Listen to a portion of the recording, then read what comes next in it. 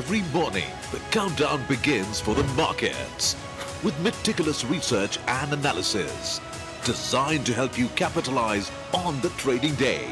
Beaming live from the CNBC-TV18 Motilal Oswal studio.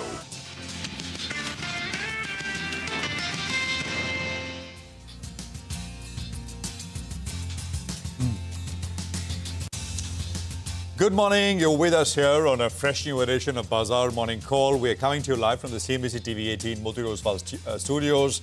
It's a Monday morning coming out of a weekend, and a big sporting weekend at that, with the French Open just concluding with the really outstanding final. Actually, both the finals, the women's final on Saturday and the men's final yesterday, just amazing, sporting action on both days, really, as we will continue to pick up on some of that through the course of the next 2 hours or so. Guys, morning. Hi, morning Prashant. Morning Nigel. The only sporting action I indulged in was trying to chase some of those rain clouds. Since they weren't coming to Mumbai quickly enough, I thought I'll go outside the city and chase them. But good. I think we all could do with a little bit of peace, given the kind of week that we had. So I think the weekend was good. And going by interactions in the first few minutes of today, it's done you good, Surbhi. So good times for everyone. But Prashant, what a game last night. Alcaraz, what a champion. Coming back from match point, saving 3 match points and then fighting back. I mean, it was an absolute, stunner of a game. The way he backed himself and came back stronger, got the crowd to, back him up. I think it was one of the best games I've ever seen. Maybe I saw Agassi, I think 1999, when he came back from, match points. But what a game. I think catch the highlights. Going by what you guys are saying, this sounds like it was quite a fight. 5 hours, 30 minutes. And out of all of the days for a Mumbai power cut, at least where I stay, it was yesterday. Oh, no. So I had to slip out. I think it was 2 sets over. I had to slip out, go to a friend's place. To watch it. It was that good. Wow. Watch it. And then, of course, I came back and continued. 5 hours, 23 minutes. Totally worth it. The second longest ever. This is one for the history books. Yeah. It is one for the history books. And I don't know, we'll, of course, talk more about this as we go on. But let's just quickly start with the market action as well. So, just a quick word with what was top of mind, because that is essentially what people pick up from Friday. And I want to start with India for a change. So all of last week's gains for the market came during Friday's session. So the market was up 1% Friday to Friday, but that 1% came on Friday. And of course, it was the RBI. RBI's front-loading cuts came as a dovish surprise. So 50 basis points and maybe now done for the year. That's essentially the signal. Credit growth is weak, under 10%. It was almost 20% same time last year. Will this, help spur some of it?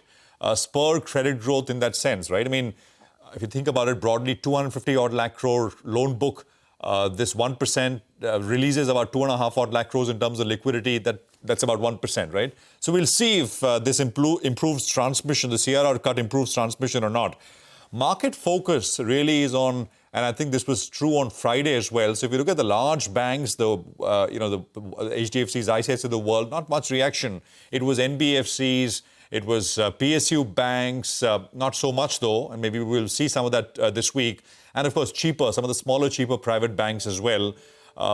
Essentially not top of the line, but I think, and of course, gold finance companies, capital market plays, I think that was the entire lot which continued to run ahead. The question really is this, is this a structural kind of change now, step up for these entities, NBFCs, PSU banks, etc., or is this a 1 or 2 day thing? And can you, and I was thinking about it, can you draw an analogy to what happened after the budget last year? I mean, if you remember, post that tax cuts, FMCG stocks all ran up for about a day, 2 days, I mean, sharply. But then if you look at the 10-day change after the budget, I mean, they all actually fizzled out. We'll find out, I think over the next 2, 3, 4 days, we'll essentially find out if some of that will play out here or not as well. But, I mean, I think it's a big signal that the RBI really wants to push growth. Okay, now Wall Street. So S&P had a good session on Friday. It closed above 6,000 for the first time since February. The changes are all up on your screen. S&P up 1, NASDAQ up 1.25, Russell 2,000 1.6. U.S. jobs data was, it was, how do I put it? It was good but unspectacular. So it kind of elevated the concerns about an imminent economic slowdown. Market kind of pushed out rate cuts, etc. The 2-year climbed above, the yield climbed above 4%. The 10-year was up 11 basis points to about 4.5%. Dollar index about 0.5, 99.19 is where the dollar index left off. Oil prices 2%. By the way, I think the oil, Brent is now closed above the 200-day moving average, I think, after a while. So keep an eye out on oil prices. Almost 67 now on oil prices. This Trump and Musk feud and that phone call, etc., there's no big climb down in that sense as we start this new week for markets. But, all the entertainment aside and all the real world implications aside, in a very real sense, I think it'll be about the passage of the Trump's big, beautiful spending bill. And whether this really goes through or not, or Musk is able to force senators and Congress people to dilute it substantially before it passes through the Senate. So we'll find out. US-China teams will talk trade in the UK today. Of course, China flexed with its restrictions on rare earth, and I think this is essentially exactly a consequence of that. The talks, and of course, Trump and President Xi speaking again and deciding that their teams will sort of meet in London. Just to tie in the levels, Nifty needs to close above 25,116. And that's the first number, which will confirm further upsides. Immediate upside zone for the Nifty is 25,600 to 25,700 on the way up. And of course, supports come in at 24,797, which is the 20-day moving average, and the low, which comes in at 24,502. The Bank Nifty immediate upside level is 57,594. And on the way down, supports here come in at the 20-day, which is 55,435.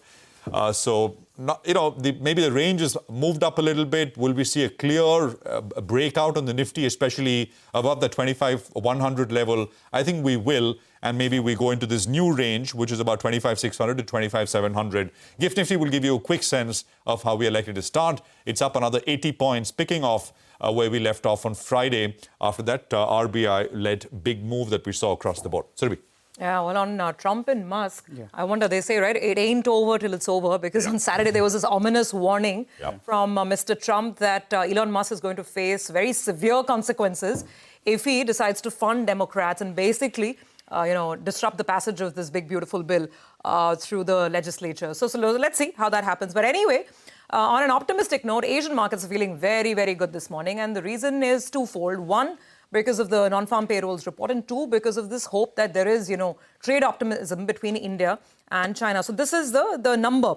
What we got was 139,000 jobs getting added. The estimates was closer to 125 or 130,000, so it was better than what was estimated. Though, of course, there was a deceleration versus the previous month in April. The unemployment rate was unchanged. So largely, Wall Street did very well. There was over 1% rally across the indices there. And the Asian markets have latched on to that. By the way, there's lots of data ahead, US data. It's a very heavy week. So we get the CPI numbers on Wednesday, the PPI numbers on Friday from the US, and also the University of Michigan Consumer Sentiment Index, which is very, very widely tracked in the market as well. So let's see. Now coming to the second reason why Asian markets are feeling so euphoric, that is, of course, this hope that we will see a leg forward in US-China trade relations. The meetings will happen in London, and the entire top brass of the US administration is actually, in presence. Scott Bessent, Howard Lutnick, and of course USTR Jameson Greer, all of them in London. And it is Scott Bessent who will be leading the talks. And even from the Chinese side, the head of the delegation is the same person who led the talks in Geneva, which were very successful. So there's hope that there'll be another breakthrough. And ahead of these conversations, some signs of a potential thaw already here. You remember the rare earth magnet situation? Well, on Friday, we got inputs that China has started releasing some of these magnets for three top US automakers, which included Stellantis, Ford, and of course General Motors. So that's a sign of thaw. And Boeing has started shipping its planes to China as well. So looking good on the trade front. By the way, it's also very important for Apple today. The Apple global event, the Worldwide Developers Conference, that happens today, and Tim Cook is going to be speaking. So keep an eye on tech stocks as well. For us, it was a week with a positive bias that ended with a positive bias. The consolidation had that uptick, and now the Nifty is barely 110, 115 points away from the top side of the range, the 15 to 16-day trading range that we've been in. And that's been supported by very decent flows. Again, on Friday, FII is positive to about 1,000 crores. Domestic institutions, look at the kind of buying, 9,300 crores plus coming in from DIs. Of course, there are lots of blocks, OFS, etc., that could be skewing the data, but money is coming in. That's the short point. Stocks in focus today. There's some interesting action lined up. Asian Paints, I'll watch out for this because reports are indicating, and I mean, we've also picked it up from sources at CNBC-TV18 sources, that the Competition Commission of India indeed could start an antitrust probe against Asian Paints because of a complaint that's been filed by Birla Opus Paints. So watch for this. Gold loan stocks, NBFCs like Manappuram, Muthoot, they'll continue to be in focus because now we have the fine print of the new LTV norms, and the LTV range is now between 75% on large ticket gold loans and 85% for small ticket, below 2.5 lakh rupee gold loans. And last but not the least, HDFC Bank. Now, I know a lot of us would have read the reports and all of that on what's happening. It's not a material event. But this whole allegation coming in from the Leelavati Hospital Trust, we reached out to the bank, and the bank has given us a very, very straight comment saying that, all of these reports coming in against Mr. Shashidhar Jagdishan are coming from unscrupulous persons who have been abusing the legal process to thwart the recovery of long-standing loans due. Just leaving that on the table because there was a lot of chatter around this over the weekend as well. Nigel. Well, there are two big cues that I'm looking at on the global front and the domestic front. Let's start off on the domestic front first, that US exceptionalism is not really playing out. And that's why after the big flow into the US equity markets, we are seeing that the FIs actually have gradually started pulling out. And in the past month, I was looking at a Goldman Sachs report, and they have said that there was close to $37 billion of selling in the US markets itself. Now, the interesting part is who will gain? If the money is flowing out of the US, it could find its way into Europe, and hopefully it finds its way into emerging markets like India as well. So that's one factor on the global front because it's the second straight month that the FIs have sold in the US markets. The second point is the RBI governor has given that booster shot, and it definitely indicates that he's pro-growth. But the credit growth in the system has been not very, very great. So in the time to come, you like to see, 13 to around 15% credit growth. That, is a barometer with regard to how the economy is doing as well. So on the domestic front, post the booster shot that came in from the RBI, I'll keep an eye out on a pickup in credit growth. Moving to what the FIs did, well, they clearly covered shorts in Friday's trading session. So there was a bit of a short covering bounce that you see both on index futures, covering shorts, added long positions. Similar is the case with regard to stock futures as well. There was some covering of short positions and long positions added. And that's why I go on saying that when the FIs are net short, that provides you a cushion because they could get stumped on the wrong side. And that's precisely what happened. The net short positions in a single trading session came down from around 106,000 contracts to around 92,000 contracts, which aided the bulls in terms of an up move. Well, if you're looking at the clients, they have been adding long positions, but in Friday's trading session, they unwound some long positions. They were holding around 70,000 contracts. It came down to around 62,000 contracts. Though you still have the FIs that are net short, the clients are net long. Moving to the options data, then the call writers, they still believe that they can defend the higher levels. So that's going to be interesting. The 25,100 call, that's the most important one. The premium is around 130 rupees. So you just plug in the numbers, you'll say that on the upside, that 25,250, that becomes the next resistance zone going by what we saw in terms of the call writing. So that's the important mark you're looking at on the upside. On the downside, the 20 DMA, that becomes a reference point, which is at around 24,800. Just in the near term, if you're looking for a deeper level, then 24,500 is the level that you're looking at. You don't want that to break on the downside. And we've been making this point about the golden crossover. Well, that's taken place because the 50 DMA has moved above the 200 DMA. And that's normally a bullish indicator. And that's how it played out, right? Because last week we went down to around 24,500 and we did bounce from there. The Nifty Bank, the first reference point is deep. It's at around, the 20 DMA or thereabouts. And remember that CRR cut, that's going to be the booster shot because the NIMS impact may not be as much as earlier feared. So the Nifty Bank will have to lead the way from here on. In terms of stocks that I'm looking at, Hindustan Copper is the one that's moved into the F&O band. So we'll keep an eye out on that one. It's bounced quite well from the recent lows, and copper prices have been quite strong. That's the only listed play on copper prices. Hindustan Copper is the one I'll keep an eye out on. Okay, so Hindustan Copper indeed on our radar. Thanks for that, Nigel. Let's kickstart the proceedings then with the equity call of the morning. And this one's coming in from Mahesh Nadurkar of Jefferies. He says the RBI clearly enunciated a pro-growth stance with an above consensus 50 basis points rate cut and 100 basis points CRR cut. He says despite shifting liquidity stance to neutral, they're still expecting another 25 basis points rate cuts from the central bank. He adds that RBI desires 7 to 8% GDP growth versus the current forecast of 6.5%. He says the RBI also eased gold loan norms supporting bottom-of-the-pyramid borrowers. In their model portfolio, Mahesh says they are replacing Axis Bank with Bandhan Bank and Nuvama, also replacing Sun Pharma with Wellspun Living. So some interesting changes in the portfolio. That's Jefferies. Okay, well, let's just bring in our first guest on the program here. William Lee is Chief Economist and Executive Director at the Milkin Institute. He's with us now. William, good to have you with us here. Good, as always, to speak with you. You know, this China-US and what we're seeing out there looks like it's a direct consequence of the rare earth thing. China is flexing, and I guess US is... You know, President Trump has said many times, we have to face some short-term pain because then the long-term gain will come. But now you've got to get through and live through the short-term pain because rare earths are used not just in auto, but critical in a lot of defense sort of equipment, etc. as well. And if it's not sorted out, you're looking at problems. What's your sense, William? Who's got the upper hand here? One of the things that we learned from the first Trump administration in negotiating with the Chinese is that it's never a straight line. And when you expect progress to be made, the one thing you can expect is that there'll be a lot of stonewalling. And I think that's what we saw in the discussions. The agenda was clouded with all sorts of rare earth issues and market opening and unfair use of U.S. tariffs. And I think that kind of back and forth is to be expected. And I would expect the discussions to take a while before we come to a clear set of deals. But the deals are needed. China is really not in good shape. We see deflation in China right now, which means there isn't sufficient aggregate demand to buy up all of the production that it has. And that China's export model is clearly being jeopardized by the Trump tariffs. And I think the strategy of President Trump is to try to get China to negotiate seriously about not only opening up their markets for our services and our goods, but also revising their export-oriented model in a way that will boost domestic demand and rebalance their economy. Just as the Chinese criticized the U.S. for over-consuming and overly relying on global savings to finance our excess deficits, both on the consumer side as well as on the federal side, both sides need to rebalance their economies. And I think right now the negotiations are being pressed by both sides to try to urgently come to some agreement.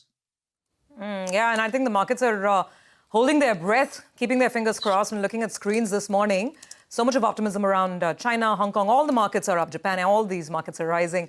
Willem, on US politics, which is just getting more and more intense and murky. Now, whichever way this goes, this Elon Musk versus Donald Trump, do you think it'll remain within a political theater, the political realm? Or could it have spillover effects on the passage of this big, beautiful bill and therefore, any implications for the market? Do you see any market impact, basically?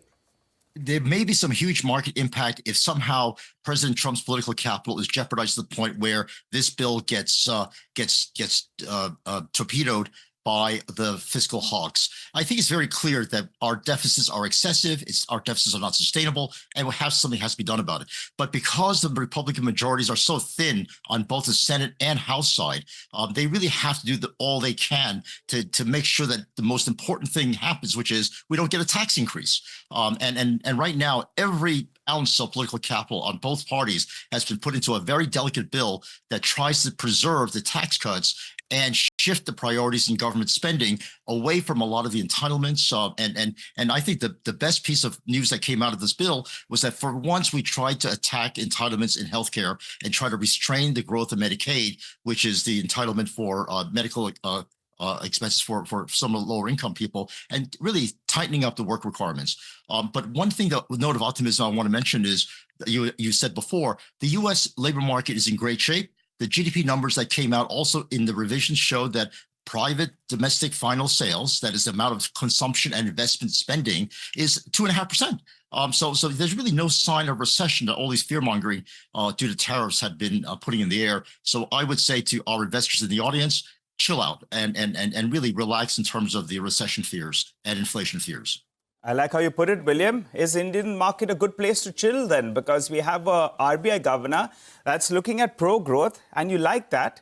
Our currency is fairly stable, and we're optimistic that we get a deal going with the United States as well. After all, from the emerging market basket and globally as well, Indian economy is the one that's likely to outpace the growth of the globe. How do you think India is placed right now? Well, Nigel, I said last time I was on the show that India occupies a very special place in the emerging market universe of investment opportunities. I'm developed market bull. I really believe that capital on net will be flowing to where the returns are highest. And right now, the innovations and returns to capital are the highest in the United States. But India really has that special case where a lot of the same technological innovations that is driving the U.S. economy is found in the Indian economy and in earlier stages. So you're right, absolutely right, that if I were to place money into emerging markets at all, India is the first place I'd be looking. Okay, all right. Just a quick word, William. You know that U.S. exceptionalism is not really playing out. As you said, you're a developed market bull. And we've seen that FI outflows actually have started after many, many months of inflows. In April, there was a mild sell figure. In May as well, going by a Goldman Sachs report, there was a larger number. Where will all this money find its way to? European markets or I mean, what's your take? I think these are trades rather than investments. And this is a short-term fluctuation in the marketplace.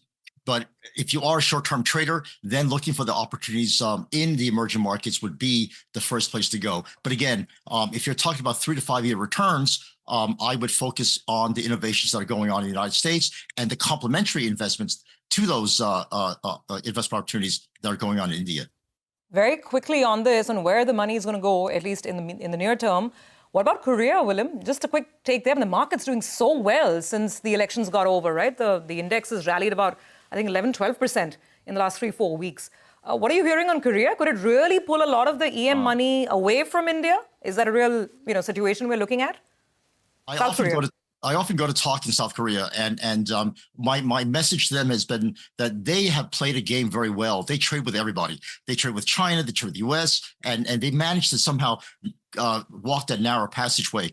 India is doing the same thing. And so in that sense, your biggest competitor for the investment dollar from the developed markets is going to be South Korea, because they too have the innovations. They too have the industrial might to attract a lot of foreign capital. And I think the best thing India can do for itself is boost its infrastructure spending to the point where it can efficiently deploy the resources that is so rich in labor.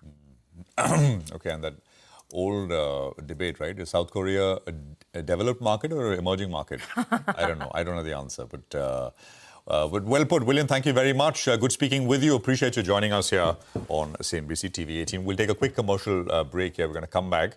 And lots of interactions lined up on the program. 8:35, you'll hear from Rajesh Ravi of HDFC Securities, and we discuss the impact in cement companies as the West Bengal government has revoked the incentive schemes and obligations. 9 o'clock, we'll be joined by Pranav Gundlapalli of Bernstein. We talk about what happens, what are the top ideas in banks and NBFCs, basically, after what the RBI has done. Rana Gupta at 9:20 on markets. 9:30, we speak with the management of Hindustan Zinc. Silver prices at 2-month highs.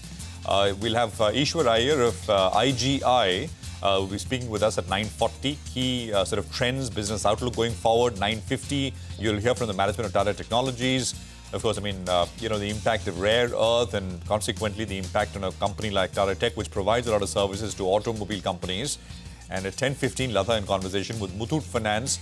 Gold finance companies on Friday all perked up after the significant relaxations from the RBI. Well, let's slip into a short break, but we've got a lot of stock-specific action track for you in our special Top 10 segment. For the time being, I give you a quick sneak peek. MCX, MGL, AFCONs, RailTel, they'll be reacting to positive news flow. On the flip side, you have Suzlon that will be reacting to negative news flow. Add to the list Asian Paints, Dalmia Bharat, Birla Corp, Novocom, as well as Star Cement. Slip into that break, come back. We'll get into further detail on all of these names. Stay with us.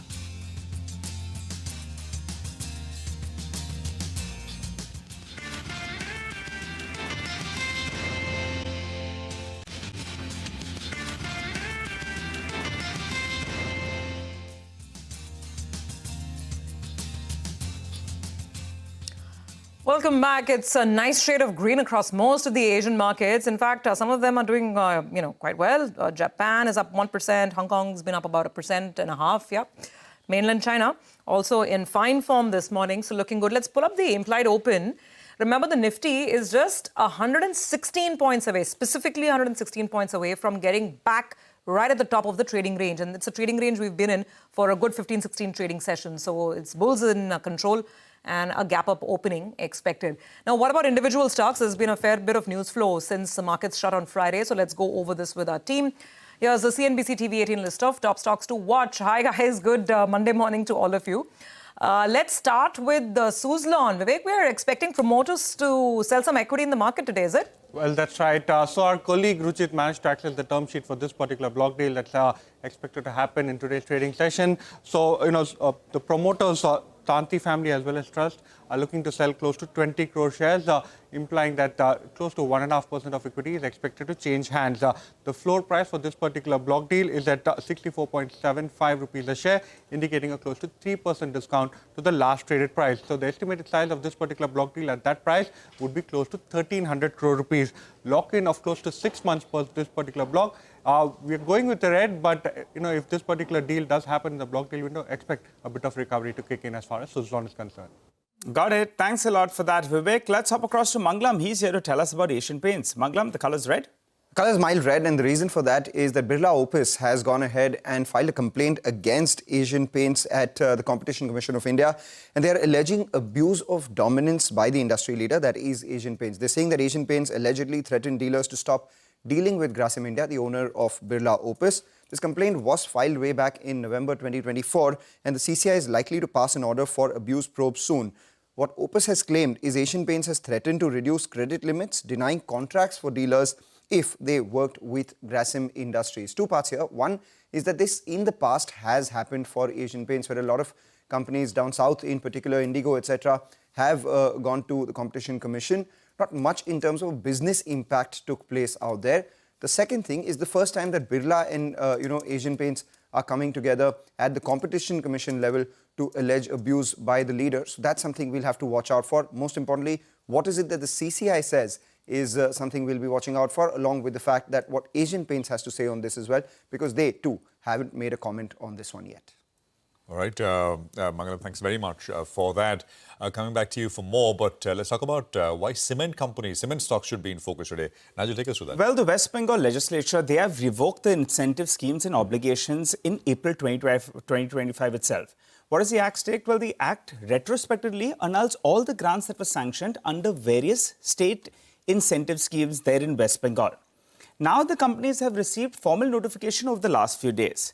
The companies, in their response, they are saying they're examining the Revocation Act and they're considering all legal options, including challenging the legal validity itself. Now, the total incentive receivables from the West Bengal government per company is approximately 200 to around 300 crores, as the chart should come up for you with those outstanding, incentives. INCRED also says that the revocation can impact Star's profitability by around 4 to around 5%. I've been speaking to industry experts and various sources and companies as well. Some of them were not expecting this money to come, so they were not factoring in. If it did come in, it would be a positive. For the time being, a negative read-through. I think more than the companies, it will impact investments in West Bengal itself, because you put out some kind of incentive and they're not going to be giving it to them. I think for future, we'll have to track that. But we'll have an analyst who will be joining in, in a short while from now. We'll have Rajesh Ravi of HDFC Securities who will be joining in to discuss the impact of these companies and whether he'll be willing to look through the knee-jerk reaction that we're likely to see in the first couple of minutes. Okay, important development there. The state government basically taking away incentives that were earlier promised to these companies. We'll go back and revisit the story in more detail in just a bit. For now, let's head across to Vamakshi, who's watching out for MCX. I think they've got an approval to launch another product. Vamakshi, tell us more. Well, absolutely, Surabhi. Good morning to you. MCX is expected to open higher today, and that is because they've gone ahead and gotten a nod from the SEBI to launch their derivatives products for the electricity segment. This, in turn, will enable, sort of generators, distribution companies, and large consumers to hedge price volatility and manage price risk more effectively. Keep in mind that NSE a month ago had gotten SEBI's nod to launch electricity derivatives. This is positive for MCX. Why? Because this launch was much awaited. In fact, in the Q4 con call, they said that they were actively working on introducing these electricity derivatives. With the SEBI's permission now, in the company's favor, this does bode well on that front. It also will enable the company to diversify their offerings as well as capture a new segment of the market. Keep in mind that globally, the power derivatives market is quite huge. So this spells out a huge opportunity for MCX. So given that development, going with the green for this counter. All right, going with the green on MCX. I'll also keep an eye on IEX because they have an agreement with MCX for its underlying prices. So maybe some kind of a positive read-through for IEX as well. That said, let's hop across to Sudarshan. He's focusing on MGL. They had that investor meet. Sudarshan, tell us more.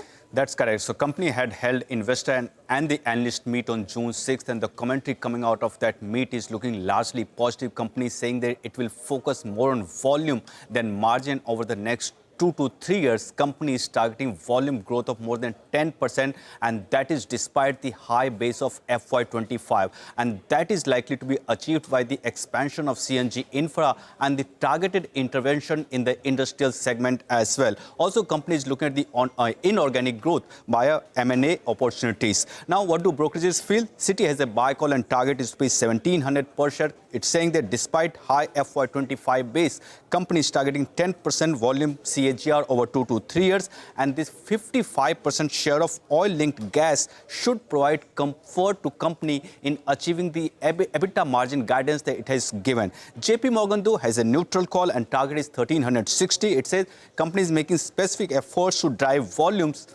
even at the cost of margins, and margin can be under pressure on higher gas costs. Nuvama has a reduced call and target is 1224. It says sourcing mix of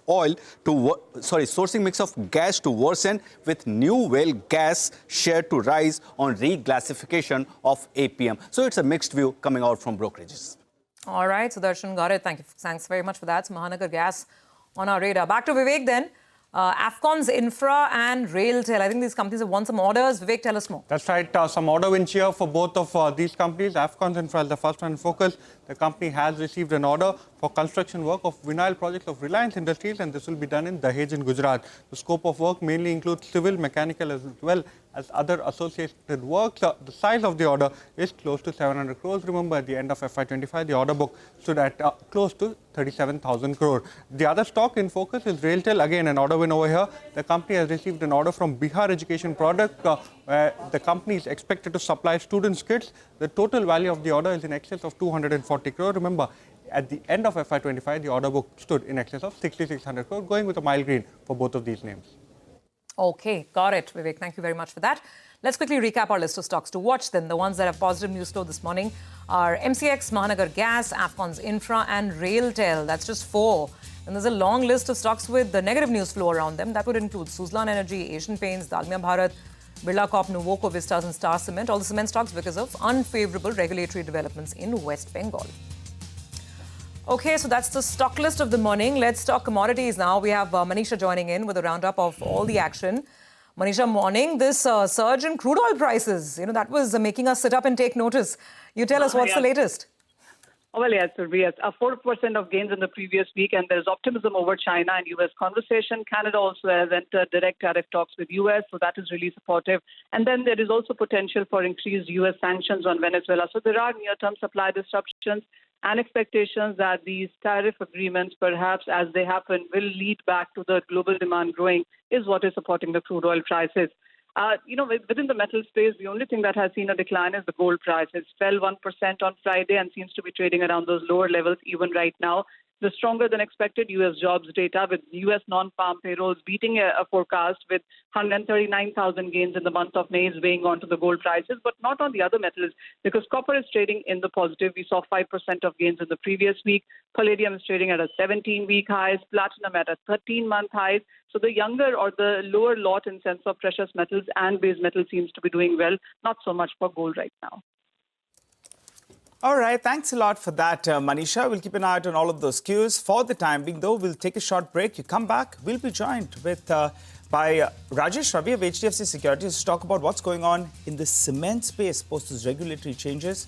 Also post that, we have Amnish Agarwal of PL Capital who'll be joining in to help us out with some more fundamental analysis. Don't go anywhere.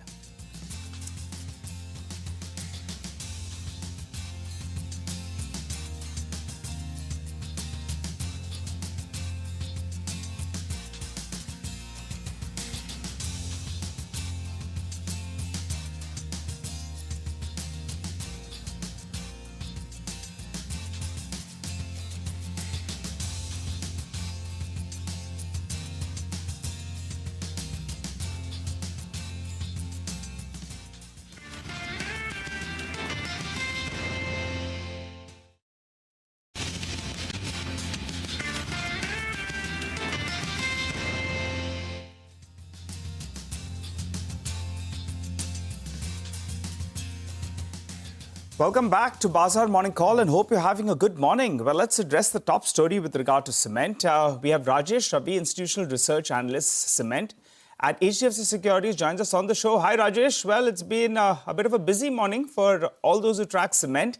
So give us a couple of details first. Legally, do you think the cement companies have a solid legal case, to ultimately go to the courtrooms and maybe pull back some of the money that is due to them? Hi, good morning, Nigel. On this development, this revocation act, which has been, passed by the West Bengal government. Now, if you see the fine prints, whereby they have mentioned that starting 1993 till 2013, the erstwhile government, 8 incentive scheme which they had initiated during those periods, they have revoked all the outstanding benefits as well as accrual benefit with a retrospective effect. Now, this is, whatever we understand is the first time what we have seen.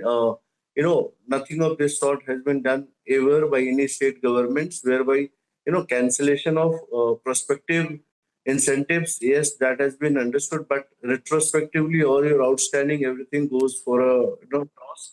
This is first time. The reason what they mentioned is their financial stress on books. Now that is where cement companies, among other industries, would be impacted. So in cement, if you look at, West Bengal is a grinding.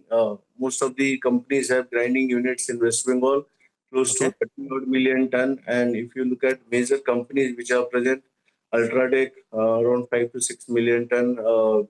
Ambuja would be expanding capacity to 8 to 10 million tons. Major expansions going on.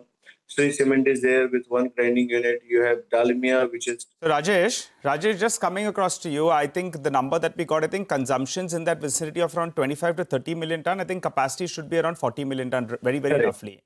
Now, the interactions that I have had, with some corporates, some of them have stated that we were not expecting these receivables only to come about. And some of them were a little bit optimistic. And some have also given some kind of provision. So according to what you are working with, which are the companies that had completely written off the receivables and which are those that were expecting that they'll get some part of the receivables? So, so what is happening, Nuvco, for example, out of 700 crore outstanding, which they had written off close to 400 odd crore and 300 crore, which they were expecting to receive. Dalmia, for example, they had won the case and they were expecting the money to come forward.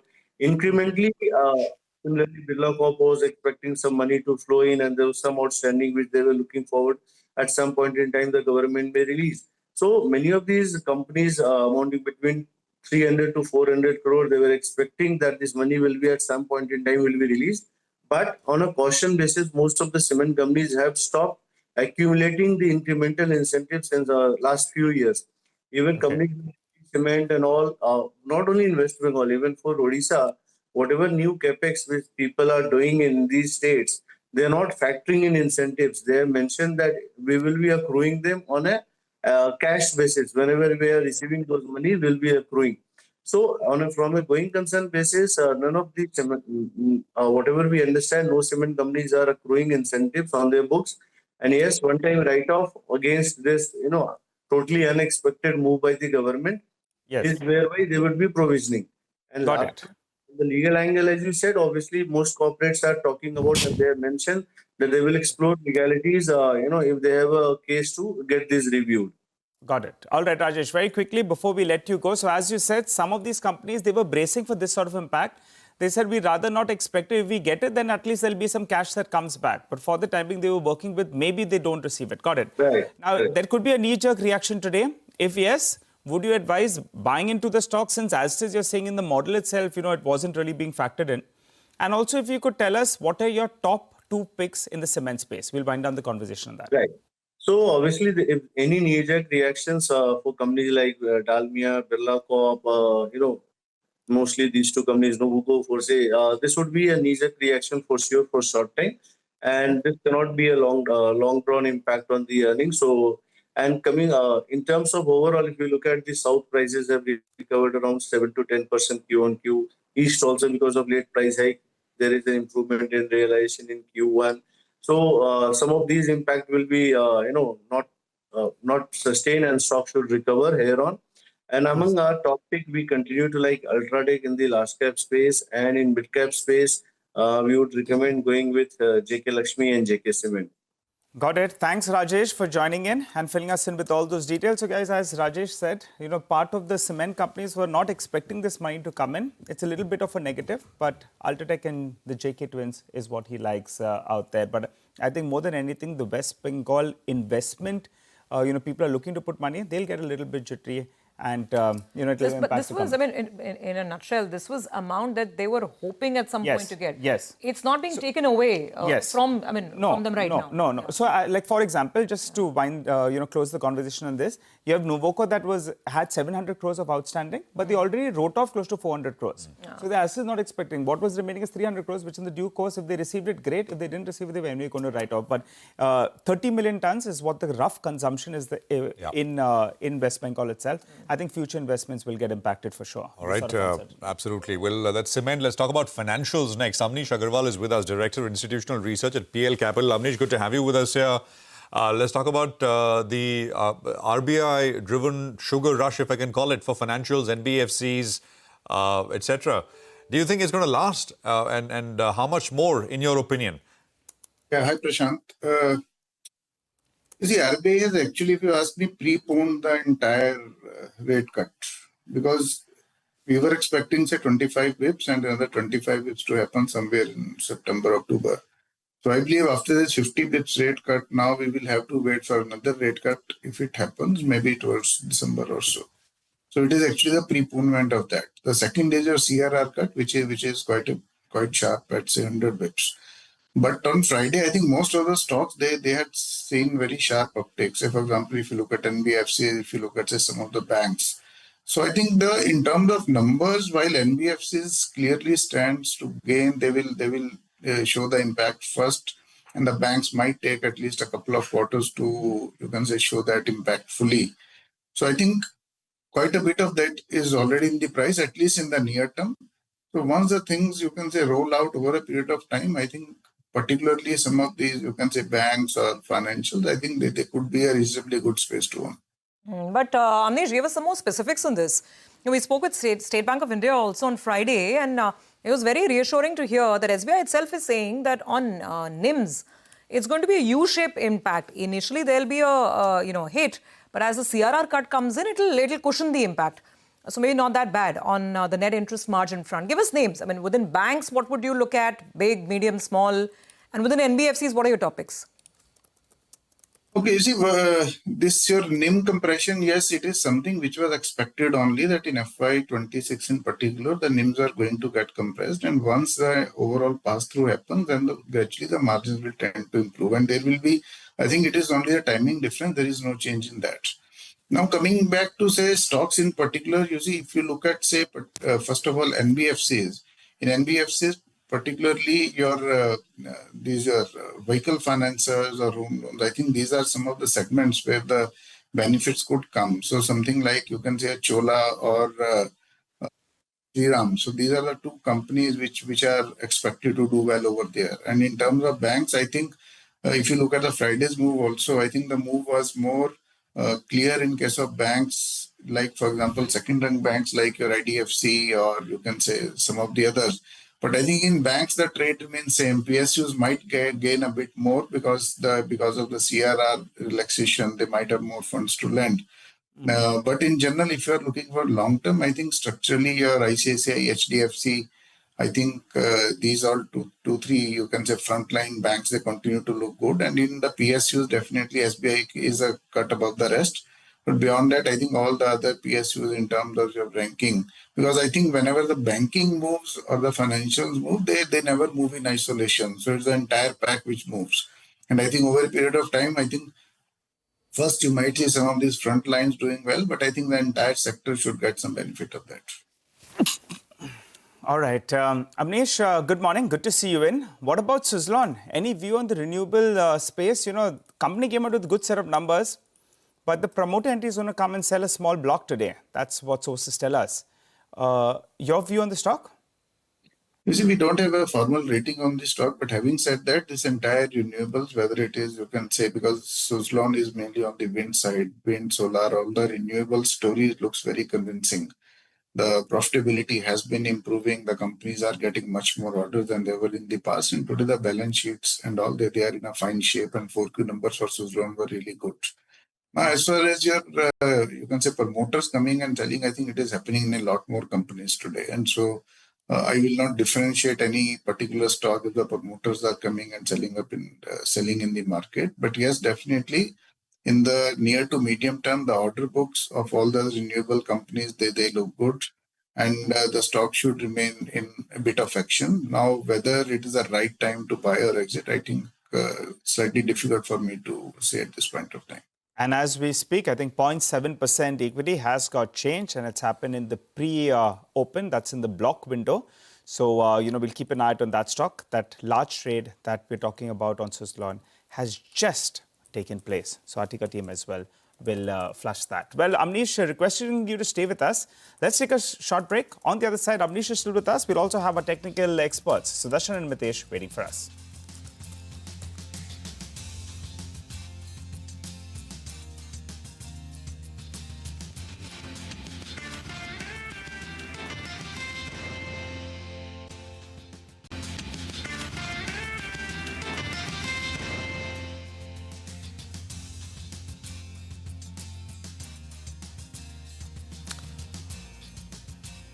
Okay, welcome back. I think we've got, 9 minutes to go for the pre-open session. 80 points higher, so it's going to be another sort of pop straight at the word go. And now we have the Suzlon details at the bottom of the screen. That large trade of almost 10 crore shares, 0.7% equity, worth 600 crores almost, changing hands. So blocks and blocks and lots of blocks are coming through. Sudarshan and Mitesh are with us with what they'd want you to do with regards to specific trades and opportunities. Gentlemen, great to have both of you back in the program. Thanks very much. New week.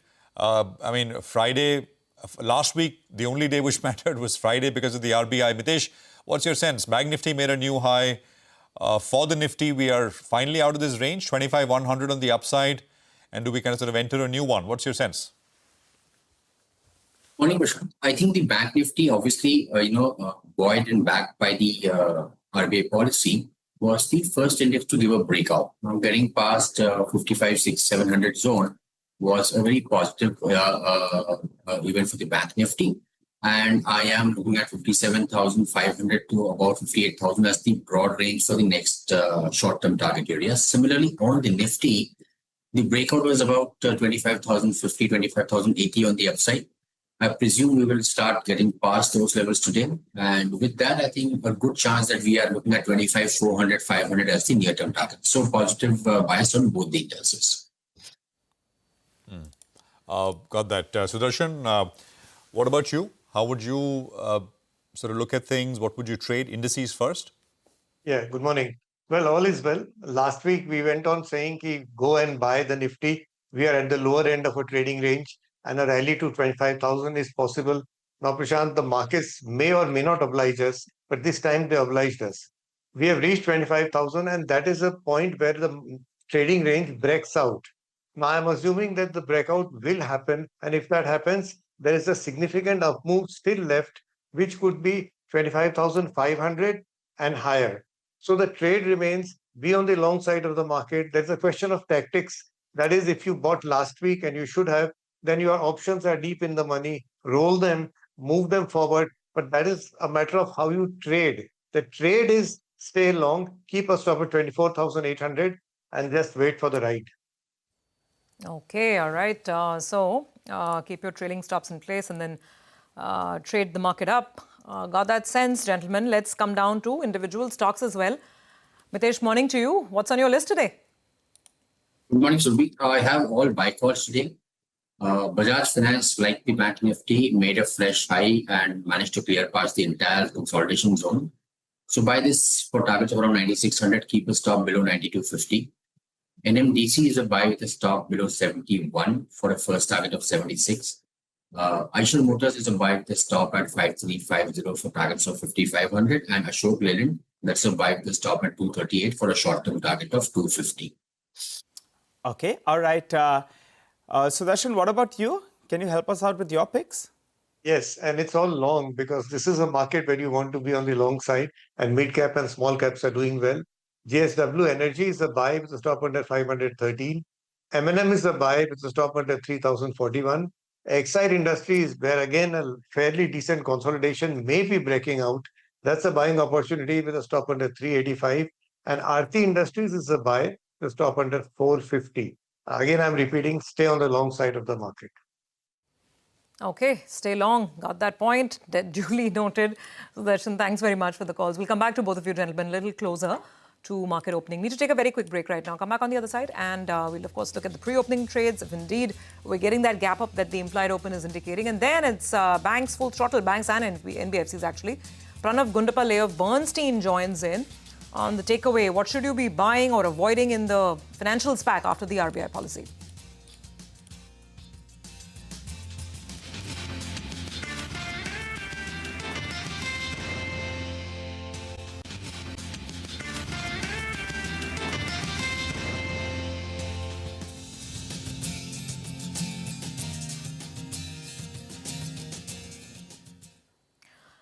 Welcome back. We're waiting for the pre-open rates to kick in, and it promises to be quite an optimistic morning, at least a good start. Amnish, before we let you go, there's news on MCX as well. They'll be starting electricity derivatives, electricity futures, I guess. I don't know how material this product is going to be for them, but what's your view on the stock? There is no definitive view, but definitely if you look at this, your electricity derivatives, futures, power trading. So I think these are some of the segments which have been, I would say, doing quite well. They have been very steady in the longer term. But yes, it is highly regulated, and you can say a little bit of change in regulations can have significant impact. But definitely entering into a segment which is a growing segment, I think that is positive for MCX. Yeah, no, absolutely. Stocks up 4.5. That's Friday's change. In a minute or so, we'll get the pre-open rates come through as well. The other pack which did very well, Amnish, was real estate. It's again on the back of course, I mean, the RBI thing. DLF was up sharply. Names like Oberoi, Godrej Properties, Prestige was up about 5-6%. So actually one of the top gainers. What do you like there? Okay, you see, I think the entire, if you look at, say, the rate cuts are going to have very big impact because your EMIs, they come down very significantly. Okay, and large number of, you can say, your apartments or the real estate, it is always on you can say, the borrowed money. So I think all the front line, if you look at whether it is DLF, whether it is Macrotech, whether it is, you can say, Prestige, Godrej, I think all these companies are going to benefit. But I think in my view, if you look at, say, the segments which are more towards, I would say, not in the very, very high ticket value, but more on the mid to mid premium segment, I think those are the segments where the impact of these rate cuts will be more. So I think at the current juncture, one should be long on all the frontline names in the real estate space, not to differentiate between any names, because I think everyone is going to benefit over there. Okay, all right. Got that, Amnish. Thank you very much for joining us today and giving us your take, your views on a lot of the themes in the stocks that we've discussed. You have a good day going ahead. Well, it's 9 o'clock. We'll start getting the rates anytime now. And here they come, indeed, 110, 111. And remember, now in the pre-open, the Nifty has already broken out of a trading range that it's been trapped in for the past 15, 16 trading sessions. So, and this is an important one. A lot of charters have been talking about it, about whether we finally get this upside breakout or not. And you just heard Mitesh as well as Sudarshan talk about it. And their trading bias is very clearly up because we seem to be snapping out of a long consolidation range. That's the pre-open Nifty. We'll get the banking rates as well in a bit. By the way, look at Bajaj Finance, look at Shriram Finance, a lot of these financial names, Bajaj Finserv as well, Axis Bank, many of these NBFC and bank names on the upside. I'm just checking if you're getting rates on the financiers as well. Muthoot, Manappuram, yeah, incrementally all positive, between 1 to 2.5% on the financials. So good time then to bring in Pranav Gundapalli of Bernstein to talk about the read-through after the big bazooka that we got from the Reserve Bank of India on Friday. Pranav, great to have you on. just when we were thinking, okay, it's going to be a routine policy, 25 basis points repo, we got 50 basis points of a rate cut and a CRR cut and easing in gold financing norms as well. So quite a Friday, right? Let's distill this down to what to buy. I think that's the big question. And if you could preface that by telling us also, if you do expect more easing, say, over the next, 3 to 6 months. Morning. So I think it was indeed a surprise. I think the rate cut was largely penciled in, but the quantum was a surprise. I think they brought forward what would have otherwise happened over a 3-month period. So that's a positive, and CRR was not on anyone's radar, so that's definitely a big positive as well. Now, the way we read it is RBI using the favorable operating environment right now in terms of currency, inflation, etc., to bring forward all of their easing levers upfront. And this should do both help to the overall growth, which should help the lenders broadly, right? I think including the banks as well as the NBFCs. I think both stand to benefit. The CRR would be a direct benefit to the banks, but still improvement in liquidity will help lower the cost of borrowing across the board. So overall, I think it addresses some of the concerns which had started creeping up. Once the banking credit growth dropped to sub 10%, I think that should hopefully get addressed soon.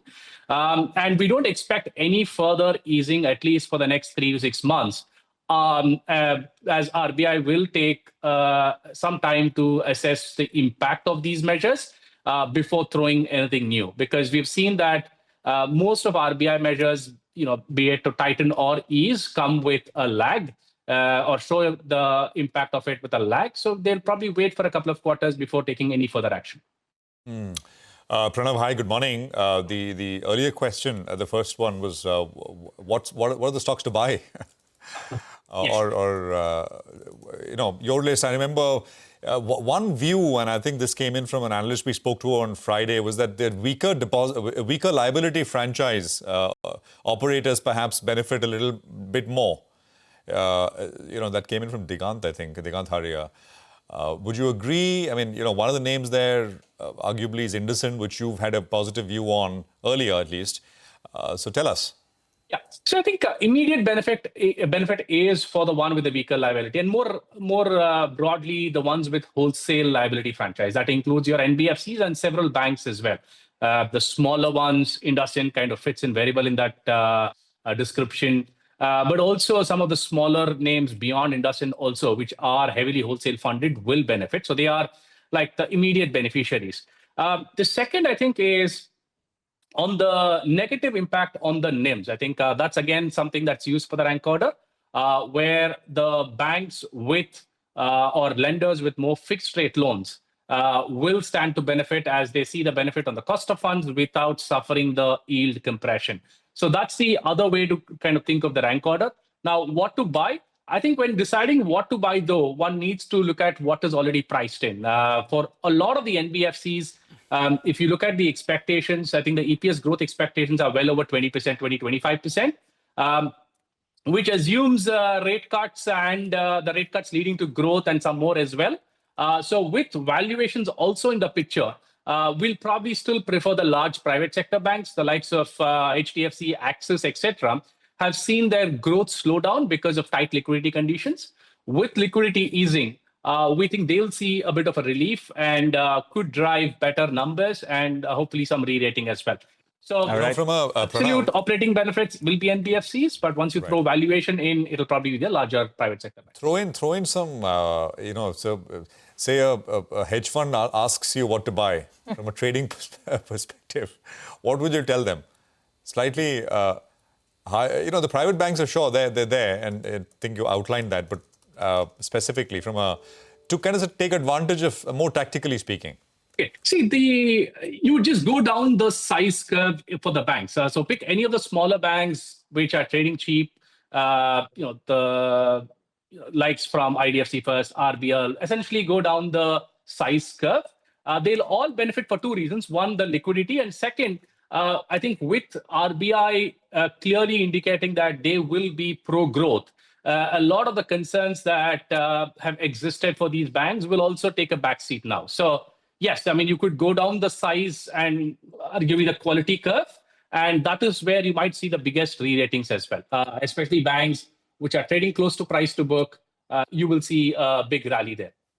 All right. Hi, Pranav. Good morning. Good to hear your thoughts. As you said, the NIM compression was something the street already factored in. The CRR cut actually will cushion that. So that's good news. And going by what you're saying, privates over PSU banks and also some of these smaller banks that are trading close to book, well, they'll be the big beneficiaries. But Pranav, I have a very simple question to you. RBI has done enough to spur credit growth from here on, because I think, from an economy perspective itself, that credit growth has been a little bit of a dampener. What are you penciling in for this year, FY26? We're penciling in 13% growth for banking credit. All right. So a 3 percentage point increase from where it is right now. 13% growth. That's system-wide. 9%. Yeah. System-wide growth. Got that. Yes, got that. And that's exactly what we got from the SBI chairman as well on Friday. Their own guidance was about 12%, but now with this big gush of liquidity coming in, they're looking at 13% overall credit growth. Just talking about some more of these names or trades or even investments beyond the obvious large private sector banking names. I think you were still negative or underweight on SBI Card, for instance, Pranab.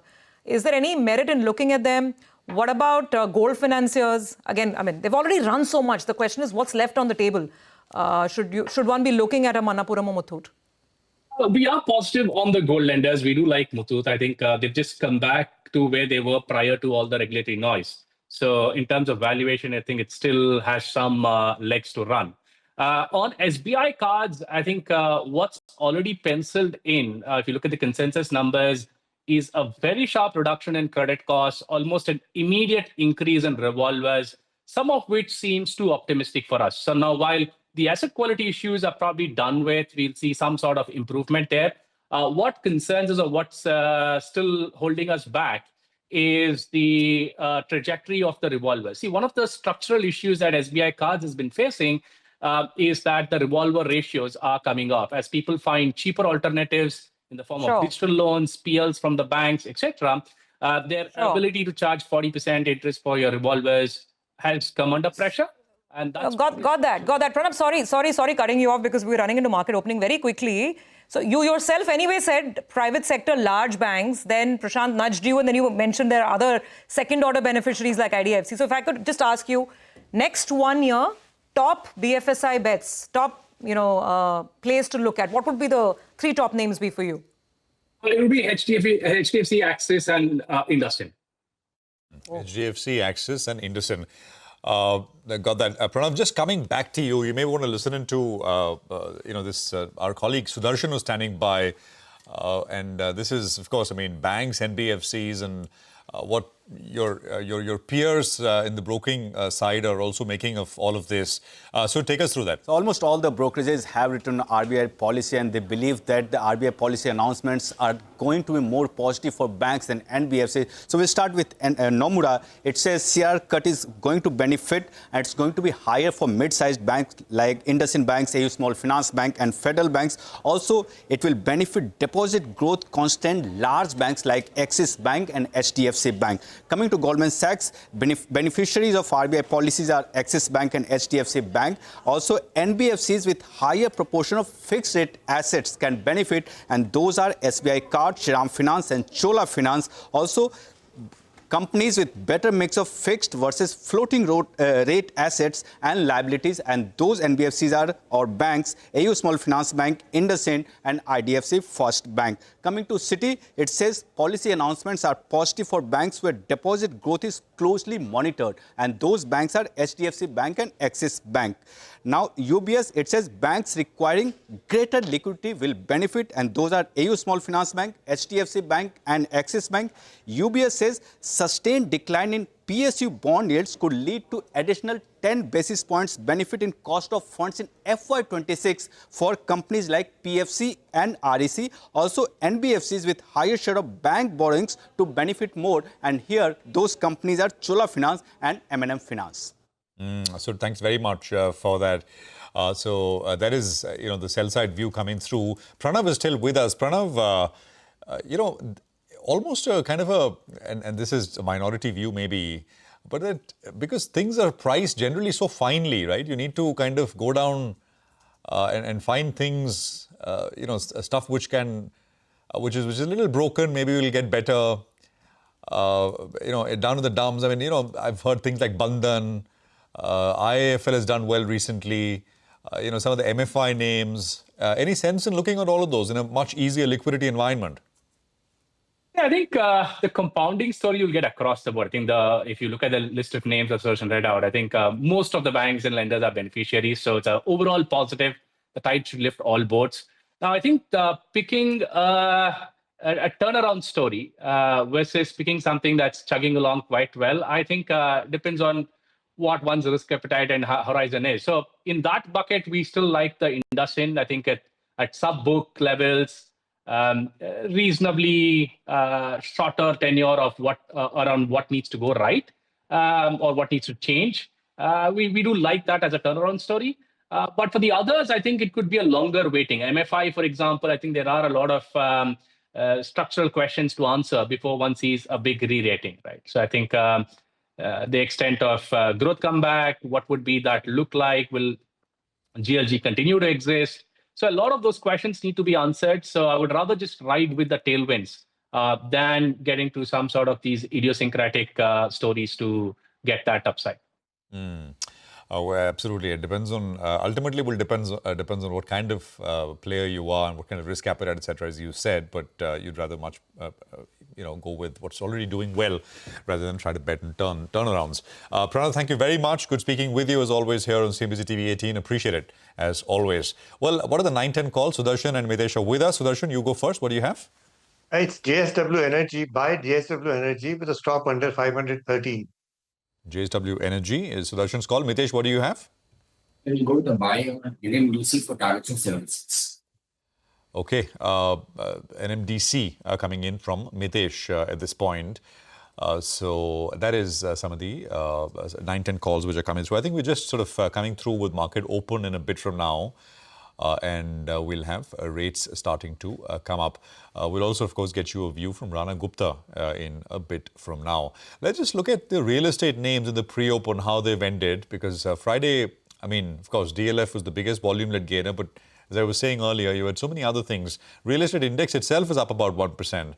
DLF is up 3/4. Oberoi, Godrej, Prestige, I mean, these are all stocks which did quite well. Between 4 to 6, 7% kind of gains coming through. So yeah, I mean, this is the pack which is doing well. Then look at some of the housing finance companies and other financials. I mean, lesser spoken about, but Aavas, for example, I think names like Home First did well. Maybe we should look at Indusin. We should look at maybe PSU banks. Nifty PSU perhaps index should come up on your screen. It'll give you a sense of whether there is a little bit of buoyancy there. Private banks, capital market plays, Nifty Financial, Nifty Bank, Nifty PSU Bank, all financial indices leading from the front. It looks like a turbocharged opening, 157 points higher is what we'll get. And we would have broken through the top of our trading range as well. Absolutely. So first rates coming up, indices, and then let's always look at stocks. What do we have coming up on your screens? 25,160. So yeah, 25,116 was that upper end of that range. That's taken out. And we are now slightly above it. So 25,114 on the index, 0.5% higher with a 100+ point gain. Nifty Bank is up, of course, at 300 points, 56,872, 880. Sensex, 400 point gain, 82,590. Mid-cap index is up 0.6. So actually, broader market's doing even better. Small cap index is up 0.85. So 18,740 on the Nifty small cap index. So this Monday, we're kicking things off in style once again with strong gains. And I think financials are top of the pack. As you can see, I think it's mostly all financials. If you just look at the first row out there, 2 names on the Nifty, the heat map on your screen, just two names in the red. Surabhi. Yeah, absolutely. Absolutely financials all the way. And it's across the board. But even smaller stocks like a Repco Home, for instance, markets very quickly moving on to tier 2 and tier 3 financials as well. Anyway, on the large cap screen, let's take a look at the top honors. Shriram Finance, 3.5% up. IndusInd Bank, 1.3%. Axis, which Bernstein just outlined as one of their top picks, 1.5% higher. Jio Finance, Kotak Mahindra Bank, everything is up and about. But even beyond, I mean, it's a good morning because you're seeing names like Reliance fire up, M&M, Trent, BEL, L&T, Maruti. By the way, auto stocks have revved up. I mean, is this the kind of liquidity bazooka and easing rate cycle you need to get auto, names firing again? Even Hyundai, check Hyundai. The opening trade that came in was about 3.5% higher on Hyundai. And Maruti anyway is higher. Look at Hyundai Motor go 6% up on that stock. What a move coming through. So autos are definitely revved up.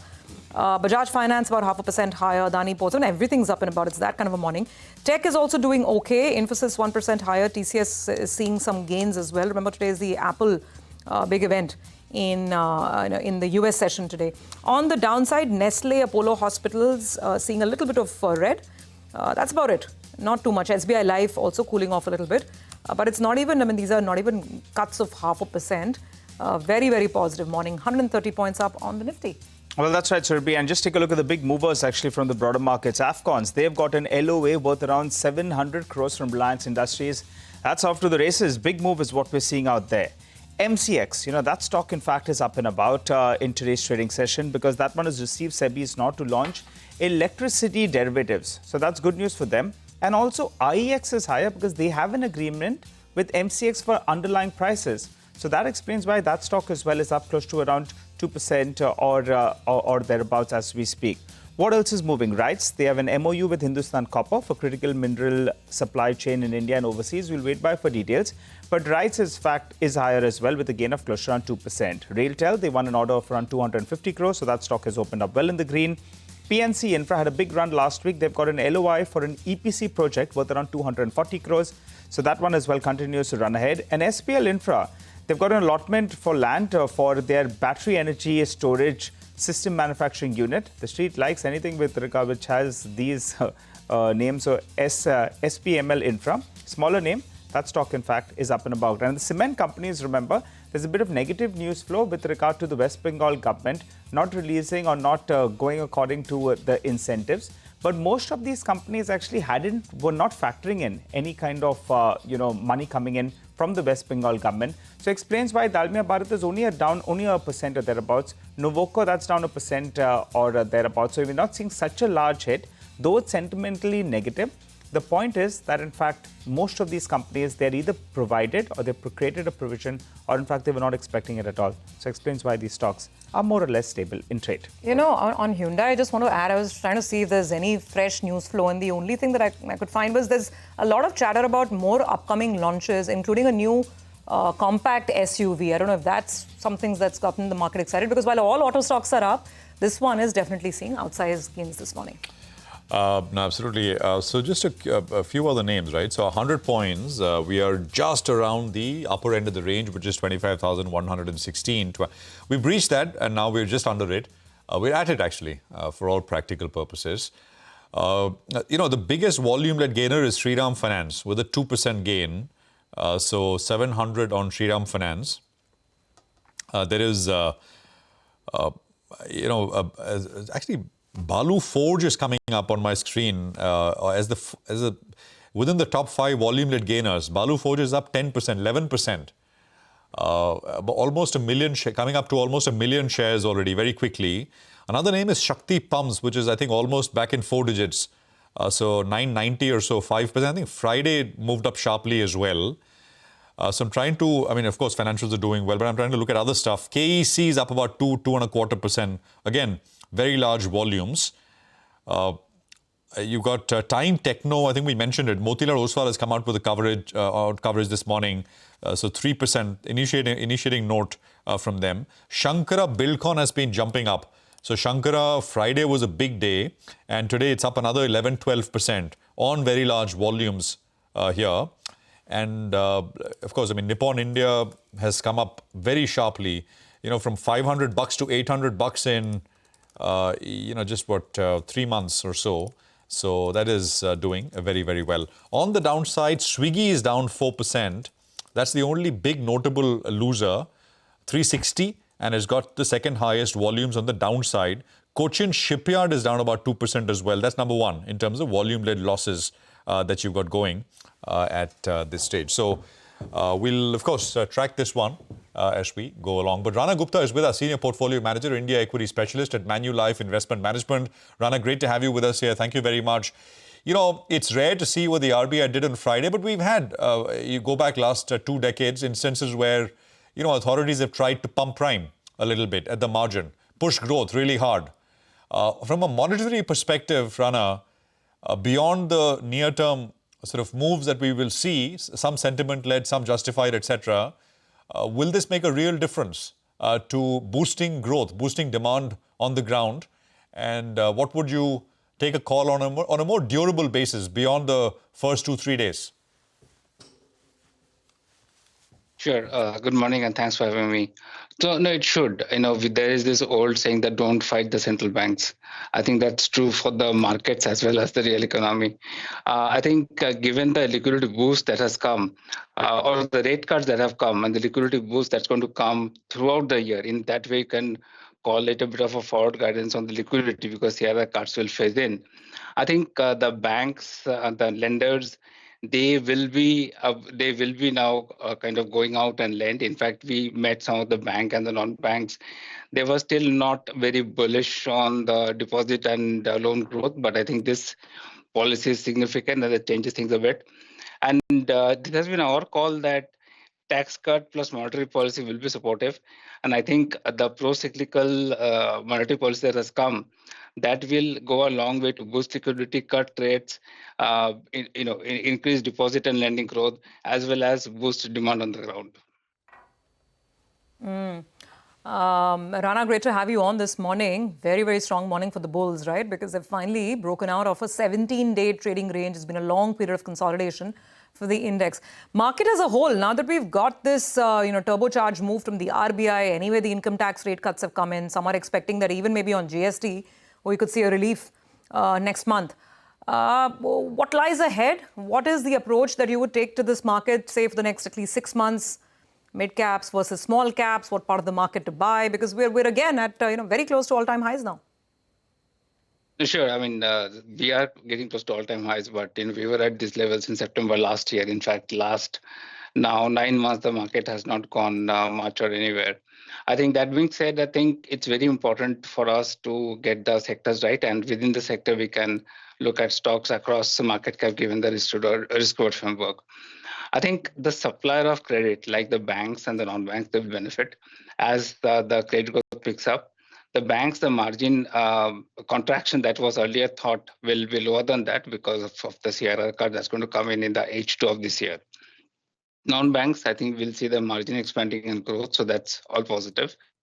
We have been also bullish on the financial services companies like brokers, asset managers, distributors, wealth managers. So I think all this in a very good spot.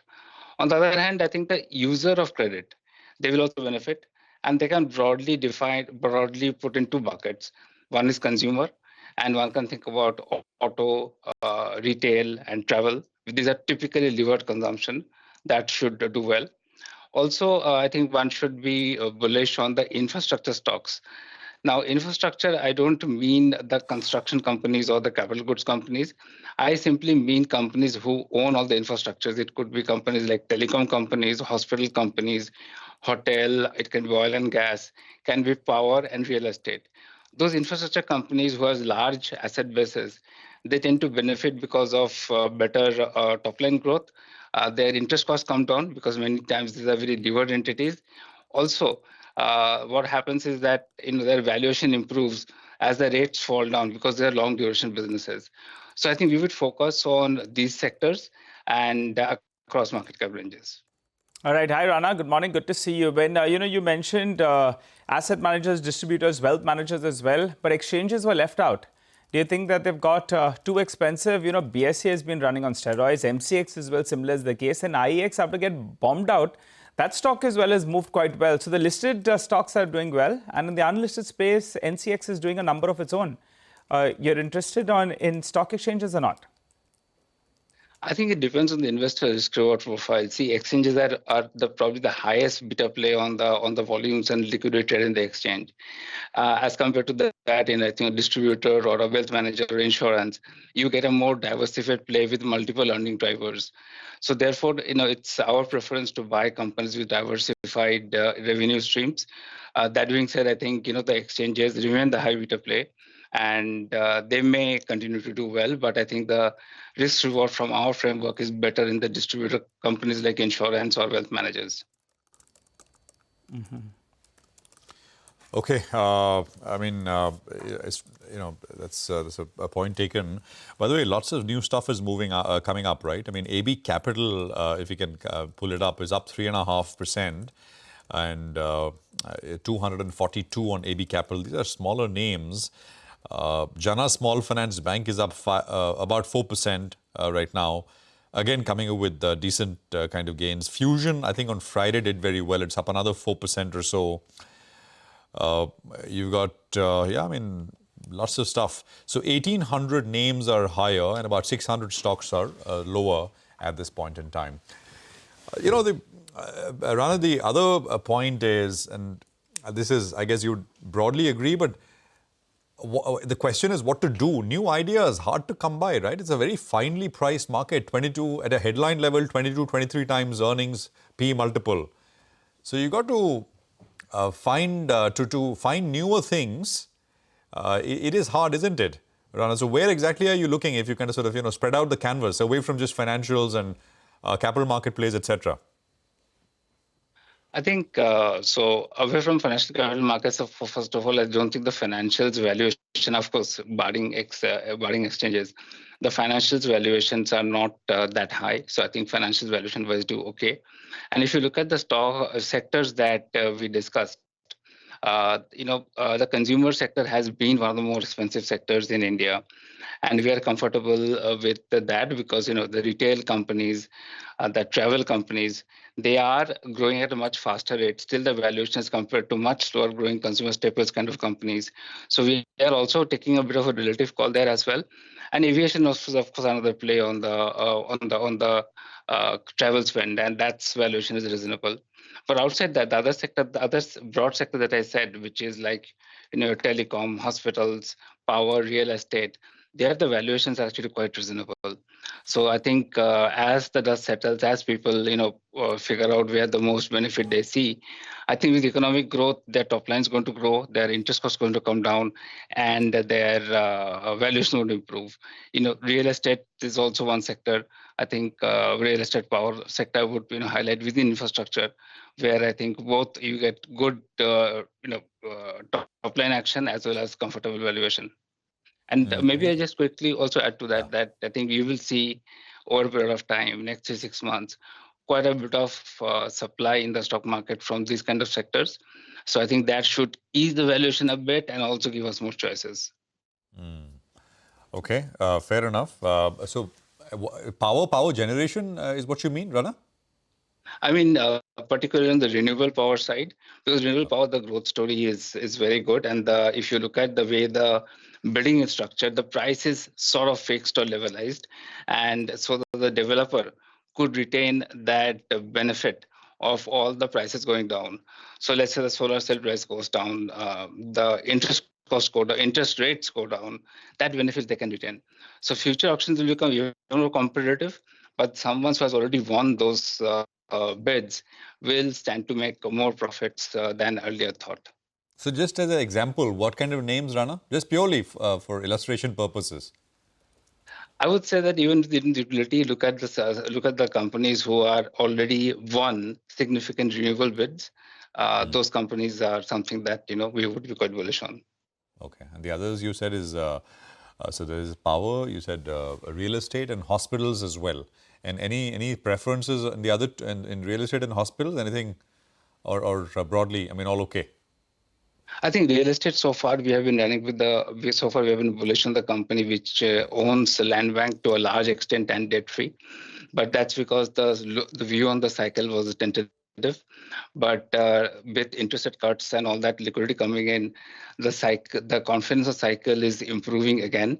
And now I think it's a time to even go for some smaller, mid-cap kind of real estate companies also, where they have taken debt to build up a income stream. Like for example, let's say a commercial or office stream, because commercial office properties will do well. On the other hand, interest costs will go down. So I think look for companies which has significant commercial or hotel revenues as a part of their NAV. I think there also we see some benefit of the rate cuts. Okay, very quickly, Rana, before we let you go, your view on metals and particularly the non-ferrous space. Silver prices are perked up all of a sudden. You have a special situation playing out in Vedanta, though things are a little bit jittery as well because of President Trump. Don't know what he's going to do next. So exactly, let me pick up the answer from your last line. We don't know what he's going to do next. But we know Indian policymakers are doing whatever they can to revive growth, and we don't want to fight that. So my views on metals are not even important. We will put money where we see more clarity, and that is typically Indian domestic cyclicals and rate sensitives. Thanks, Rana, for joining in and filling us in with your take on the markets as well as individual sectors that we discussed. But talking about metals, let's focus on Hindustan Zinc. They'll be holding their board meeting in the next couple of days, June 11th, to consider interim dividend for this fiscal. So we'll wait to hear on that front. It appears the street is a little bit excited because of that as well. But for the time being, let's focus on the spurt that we have seen in silver prices, which have hit the highest levels globally that we have seen all the way since 2012. We're now joined by Mr. Arun Mishra, the CEO and whole-time director at Hindustan Zinc. Hi, Mr. Mishra. Good morning. It's always a pleasure speaking to you, sir. Well, silver prices hitting record levels on a day-to-day basis. Here in India, it's at peak levels. But let's focus on the globe first. Tell us about the demand-supply gap. And do you expect the deficit that we have seen in the last couple of years to continue? No, the supply-demand gap on silver has started increasing from year before last, and as time goes by, demand is far outperforming compared to the supply, and it will likely to be in all predictions that I see till 2030. Silver prices are likely to go up only. There is no coming back on silver prices for next 4 to 5 years. You expect silver prices to move up in the next 4 to 5 years and expecting the deficit to persist till 2030. Got that. Now, since silver is not just a precious metal, it's also an industrial commodity. Can you tell us about the demand surge you're expecting across various sectors? We talk about the EV space, the solar industries as well. So if you could tell us, how are you reading the situation with regard to demand for silver? So first part, I would say consumer electronics is increasing day by day, and that is also having a lot of silver consumption, be it in the silver paste forms, which goes into circuit board electronics, or silver wool form, which goes into very fine contacts in high-end electronics that we use. More and more cars, modern auto, whether EV or without EV also, are being packed with as much electronics as possible. Hardly any car is there where, from ignition to infotainment systems, extremely packed with electronics. And that's also is a factor of the reason for high silver consumption. And then you will look at solar energy itself requiring high amount of connectivity for solar cells, requires huge amount of silver consumption. And this goes on newer areas which will come in, tinting of glasses on windows. We'll have a little bit of silver coating, which will reduce the temperature. So more and more the world will try to be climate resistant or climate resilient. You will see newer applications of silver coming in, which will again increase the demand. It will not reduce the demand in any case. No, got that. So since demand is so strong, what does it mean for silver prices? I mean, if you want to hazard a estimate. And also, how do you see the gold-silver ratio move from here? So if I have to do a crystal ball gazing, take 26 end or 27 beginning, anywhere close to $41 a troy ounce is the number that I'm looking at, which is now 36. It will go up by another $6 by 26 end or 27 January, February or so. That is the number I'm looking to. Most of the analysts are also saying that number. Some of them are predicting 50, but I'm not that bullish. 41, 42 is something achievable. Second, you are saying the ratio. I think it has come to a new level where the prices are same apart from the weightage. That is, for a 10 grams of gold is equivalent to 1 kg of silver. Now the ratios will not be spoken in terms of the price. It will be spoken in terms of what is the equivalent weightage giving you the same money. It has come to 1 kg is to 10 gram now. And I'm sure more and more it will be closing the gap even further. Yeah, it's interesting. And if you look at the ratio, Mr. Mishra, it was at around 1. If you look at gold to silver ratio, that's come down to 0.94. And normally we have seen it goes to even 0.7. So then, in fact, silver prices could catch up. We'll see how that goes. But, given that silver pricing demand is strong, how will you change your sales mix? Do you think that for this fiscal, you have guided from 710 tons on silver. Do you think you want to tweak that a little bit? We are working with that, and maybe this quarter results when we discuss, we'll be able to say whether I'm making a strategic shift towards producing more silver, including mining those areas where we have better silver, and also there's the operating strategy that can we reduce zinc and produce more silver. Yes, it's on the cards, but I think July I will be able to announce after the quarter results are out. So it's silver is really sparkling. Got that point, Mr. Mishra. So since the market is so buoyant right now, would it make sense for you to look at unlocking value in your silver business? Absolutely. We will go back on that proposal of making that silver company as a separate company, work with all the stakeholders and see, because that is where the value lies now. So do you have any timelines in mind? I mean, could it be maybe 26 is early, maybe 27, that we see a separate silver unit listed here in India? I would love to have that. And we still have time. While we are growing at the same time, and we are expanding, we are in the process of placing orders for new smelters and mines expansion. I can see by 2027, our silver numbers will be close to 1,000 tons. If that be the case, we should have the silver company by that time, and that should be the realistic time frame.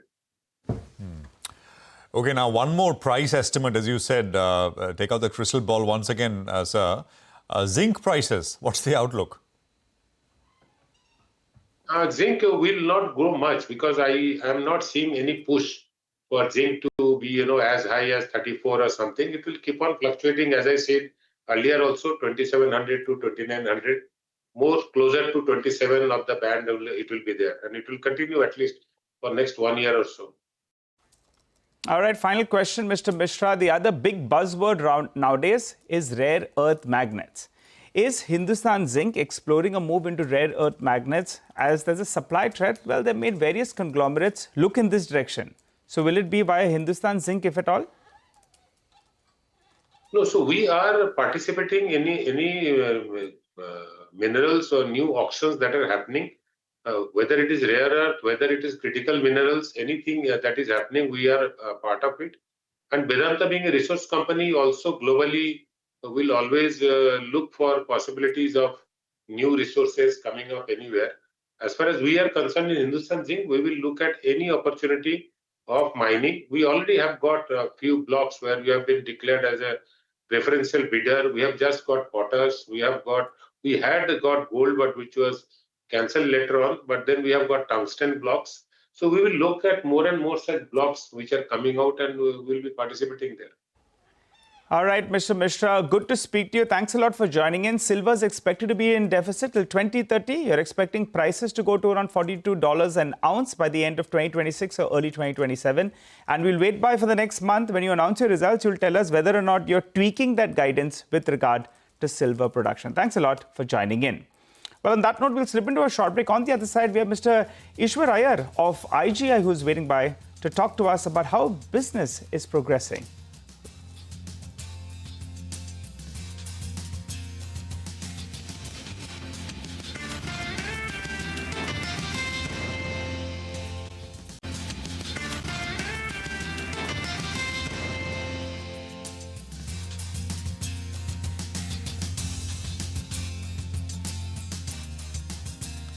Well, it's a pretty okay morning of trade, but do keep an eye out from the top as well. I mean, sustaining at these levels is going to be critical.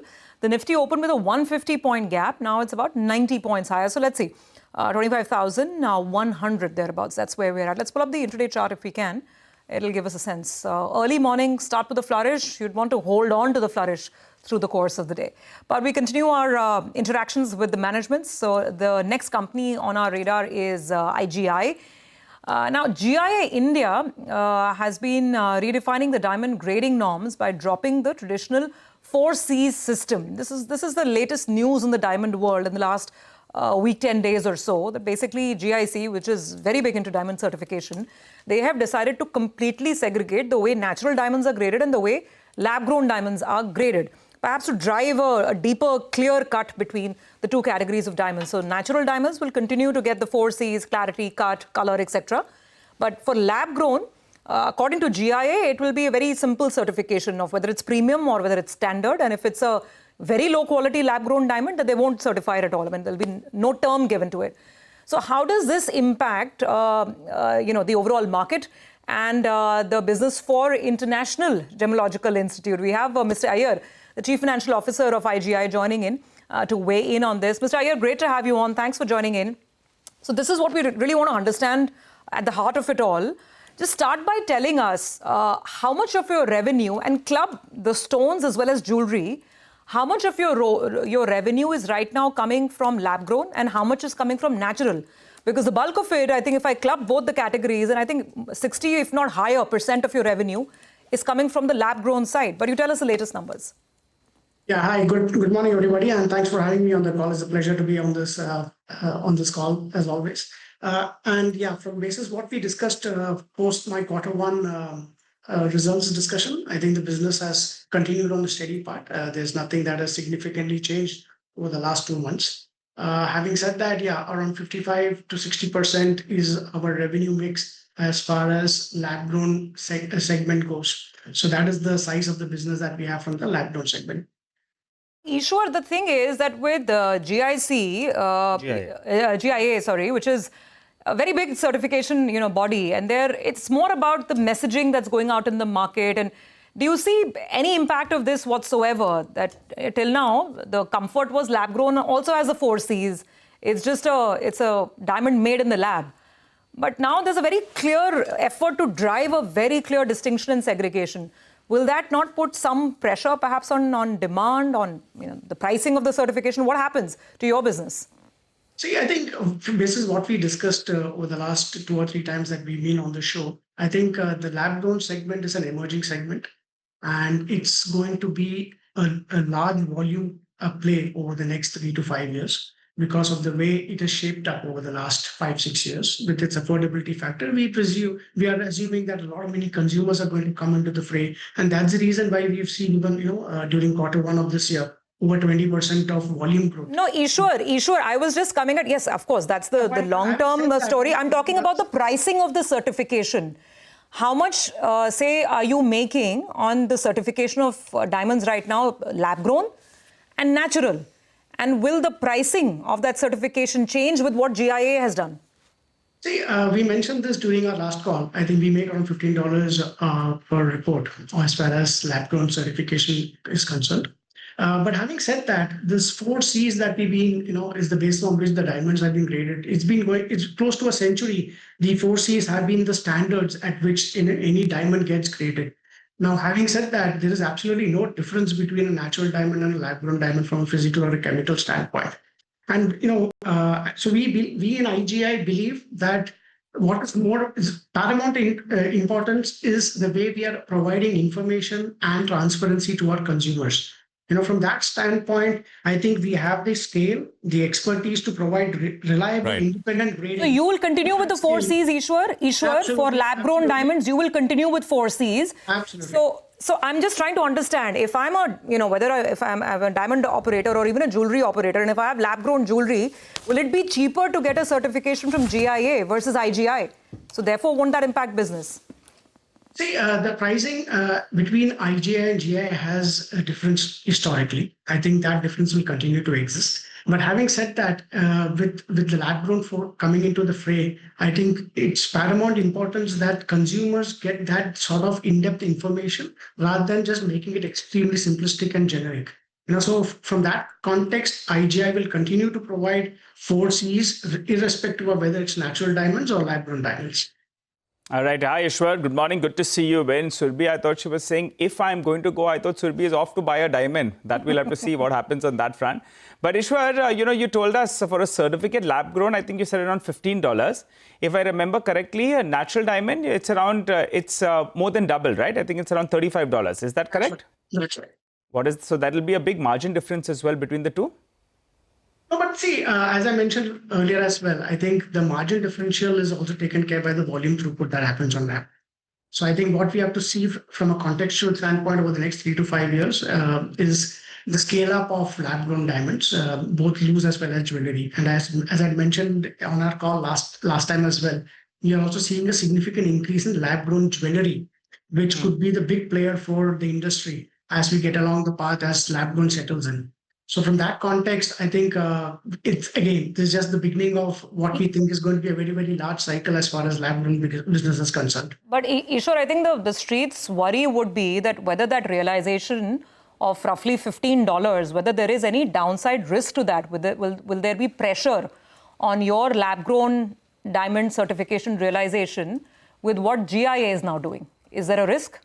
See, I think IGI is the market leader as far as lab-grown diamonds is concerned here in India. And over 70-75% of the produce happens in India as far as lab-grown is concerned. So I don't see any significant pricing pressures on our business. And it's been more or less stable in the last 3-4 quarters. It's more got to do with the way the lab-grown segment itself has behaved. So we are seeing a lot of stability as far as pricing is concerned. And we must remember that while there's been a slight dip in LGD pricing, that's more at the wholesale level. At the retail level, it's been very strong. It's again completely a brand equation there, which finally determines at what price it gets sold at the retail level. Okay, all right. Ishwar, a quick couple of questions. Do you see the need for certification going down, particularly in lab grown, because your mix, from 60% has come to around 54%? It could be because the other segments are growing faster. But this is one point that the street gets a little bit nervous on, the need for certification going down. Yes or no? You don't think there's no truth in that? I don't think so. Okay. All right. We discussed this in the past as well, so I don't think there's going to be any pressure there. Yeah, but we need to put forth some of those concerns of the street, right? I mean, I take that point. I'm looking at a note as well coming in from Investec, and they are talking about your solid ROCs of around 35%, higher margins as well. We get that point. Very quickly, before we let you go, tell us the total volume target that you have for this year, if you could help us out with that, what it means in terms of revenues as well as margins. 3 quick numbers as a revision. At the end of quarter one, we'll squeeze you a little bit more. But for the year, what are these 3 numbers that we should work with? Yeah, I think we'll stick to the guideline that we had given last time. It's a 15-20% revenue growth is what we're looking for this year. And margins, I think, we improved by some 700 basis points in quarter one. I think the same range, which I had spoken last time, between 57 to 64. I think that is the range that we are continuing to look as we progress during the course of the year. Okay. All right, Ishwar. Thanks very much for joining in and fielding all of those questions. Appreciate you giving us the business view today on the show. Well, that's IGI sounding still quite confident. They don't think that this latest salvo from GIA about changing the way lab-grown diamonds are certified, they don't think that's going to impact their business. All right, let's move on then. India's wine industry is in focus, and we're putting the spotlight on Sula going forward. Now, the country's wine industry is bracing for a shake-up with foreign trade agreements, including the UK FTA already signed and talks progressing with the EU and US. Imported wines could perhaps soon hit Indian shelves at sharply lower prices. Sula Vineyards CEO Rajiv Samant tells CNBC-TV18's Shireen Bhan that the sector has been preparing for this, but is urging the government to enforce a minimum import price to level the playing field. Here's a slice from that conversation. One of the big changes that we're potentially going to see in the Indian spirits market, in the wine market as well, is going to be foreign competition. Now with the FTAs being inked or likely to be inked, the India-EU FTA, the US FTA as and when it happens, UK has been done. And, the Alco-Bev industry is saying this is bad news. How do you see it? It's happening. And it's something that we have been gearing up for the longest time. We've always known, and we've been told by Commerce Ministry officials that, look, what we have here is not going to last forever. Gear up, be ready, and now it's here. So there's a lot of work that we need to do to gear for that.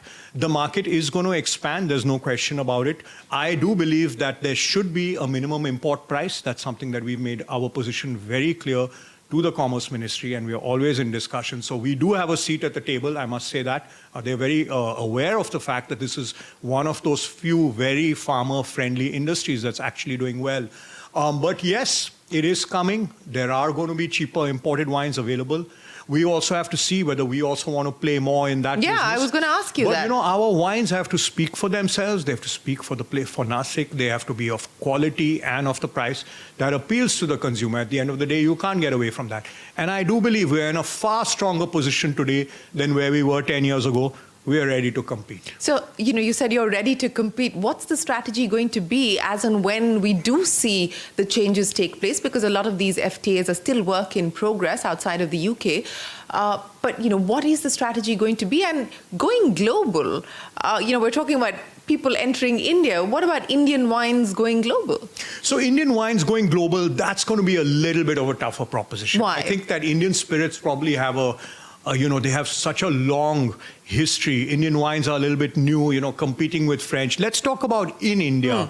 You know, we have maybe a 6-month window in which we got to get our wines onto every single list. Once your wine is on a list, it's much harder to get it off. But if it's not on the list in the first place, then when you have your imports coming on, those wines are going to probably come on there. So you're really factoring in just a 6-month window? Absolutely. Absolutely.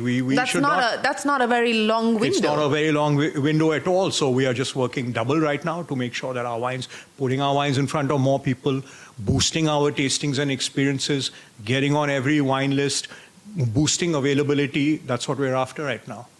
So, you know, those are the kinds of sort of nuts and bolts things that you got to do. And of course, quality has to speak for itself. Now you have a few different kinds of consumers. You have consumers for whom they always go for imported and foreign.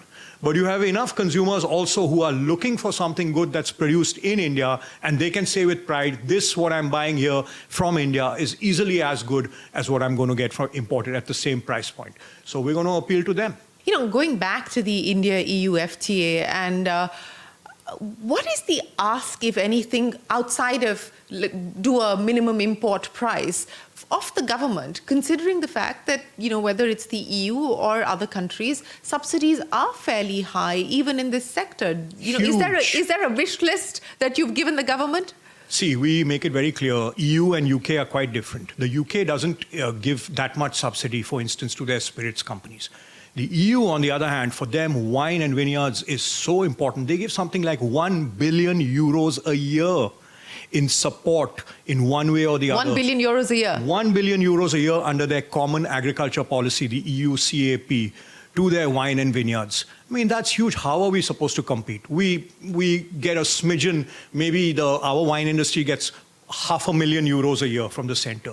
What we have had until now is tariffs. So we always point out that there's a big difference between spirits from the UK and wine from the EU. How are we supposed to compete when wines come in at €0.50 a bottle, which can happen? But I do believe that the Commerce Ministry is very cognizant of this. And so, you know, let's see. All right, that is Mr. Samant of Sula Vineyards saying that how is Indian industry, the Indian alcobev industry, particularly wines, how is it supposed to compete when you have a war chest of €1 billion in subsidies every year that the EU is giving to the wine industry, whether it's France, whether it's other countries. Interesting times. Let's see how Sula competes. But from wine, we're back to technology now, and the next company on our radar is Tata Technologies. We have with us the top management to discuss the global uncertainties and how the company is navigating these uncertain times. Warren Harris, CEO and Managing Director at Tata Tech, is with us. Mr. Harris, great to have you with us this morning, sir. Now, last time we spoke, you were quite hopeful of things settling down by the middle of this year, and now we're in June. But I don't know if things are any more certain than that last conversation. How do you gauge the demand environment at this point and how decision-making is shaping up within clients? I think from our perspective, things are playing out as we anticipated.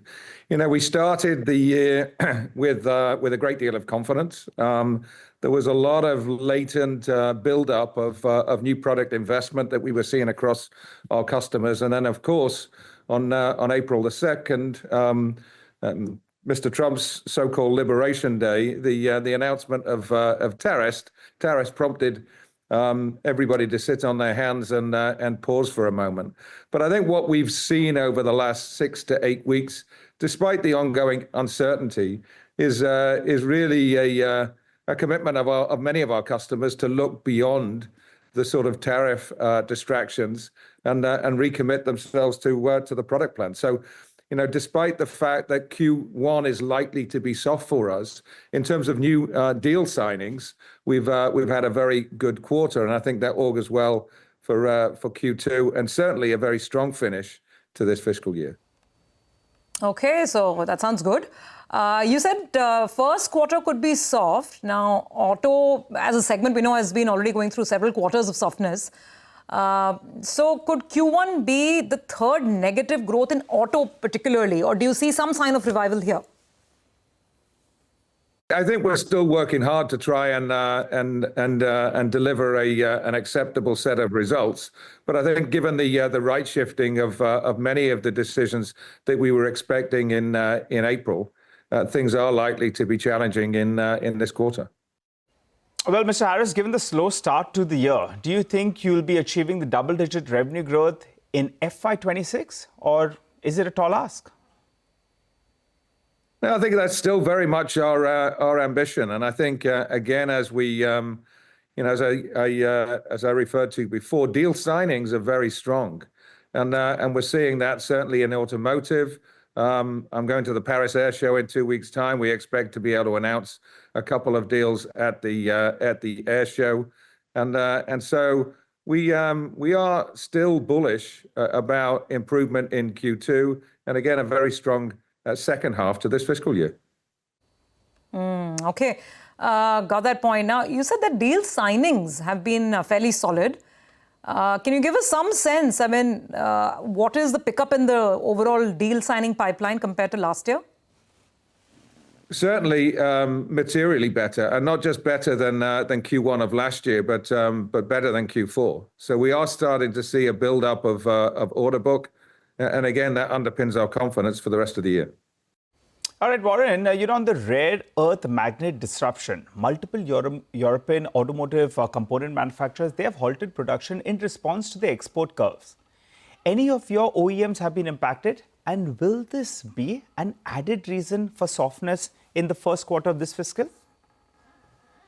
Well, we've certainly not seen any of the concerns with regard to rare earth materials getting in the way of production, or again in terms of investment. What we are seeing is many of our customers leverage technology to interject resilience and flexibility into their supply chains, so that they can pivot if there are issues and challenges associated with either a shortage of supply, or again the macroeconomic or geopolitical issues, and that's providing us with opportunities. Not only are we in the product engineering space, we also help our customers select and deploy the technology on which new products are designed, developed, and conceived, and that includes supply chain capability. And so we're seeing an uptick in terms of the digital requirements of our customers, and we are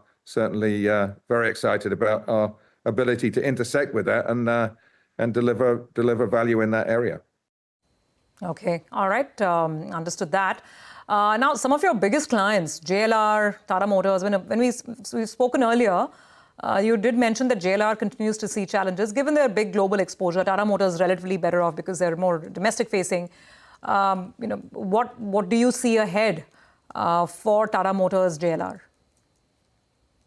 I was at the JLR supplier event yesterday. You know, the top 50 suppliers of JLR got together with the JLR board and their extended management team, and I was incredibly impressed with their product plan, with their commitment to invest in new product and the launch schedule that they have positioned for the next couple of years. They have done very well financially last year.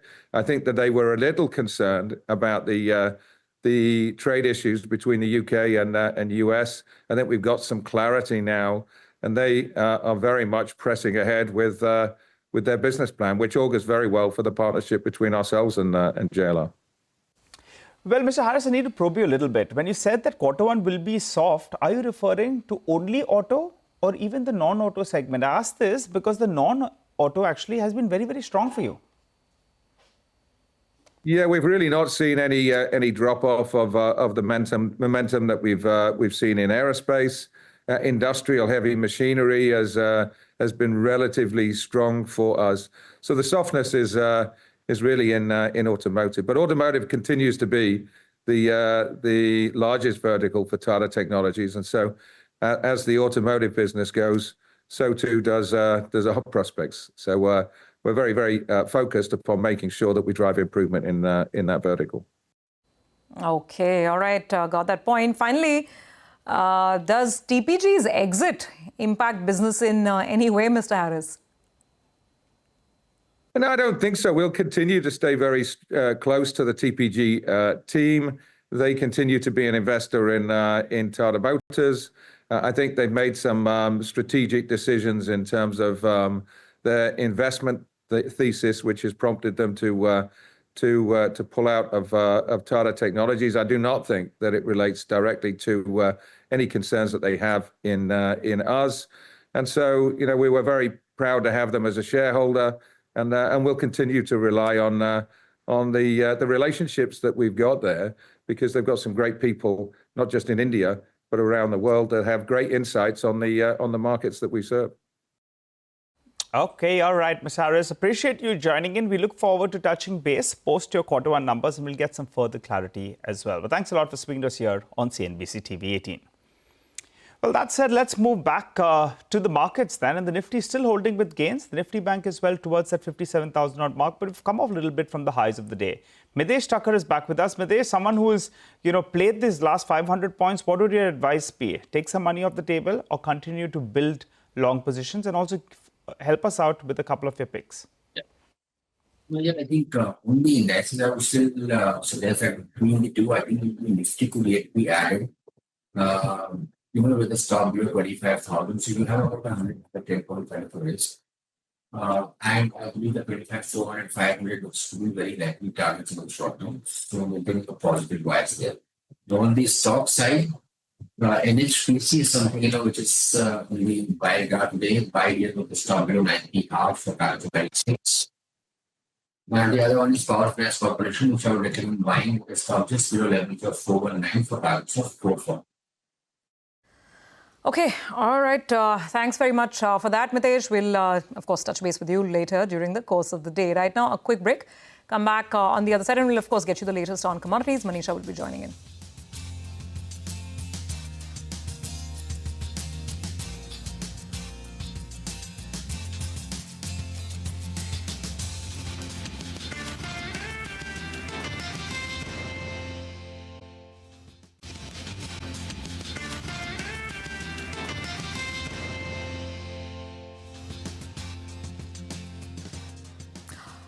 Welcome back. As promised, let's do a quick update on the latest from the commodity world. Now, we spoke about oil earlier, which has been a bit on the boil.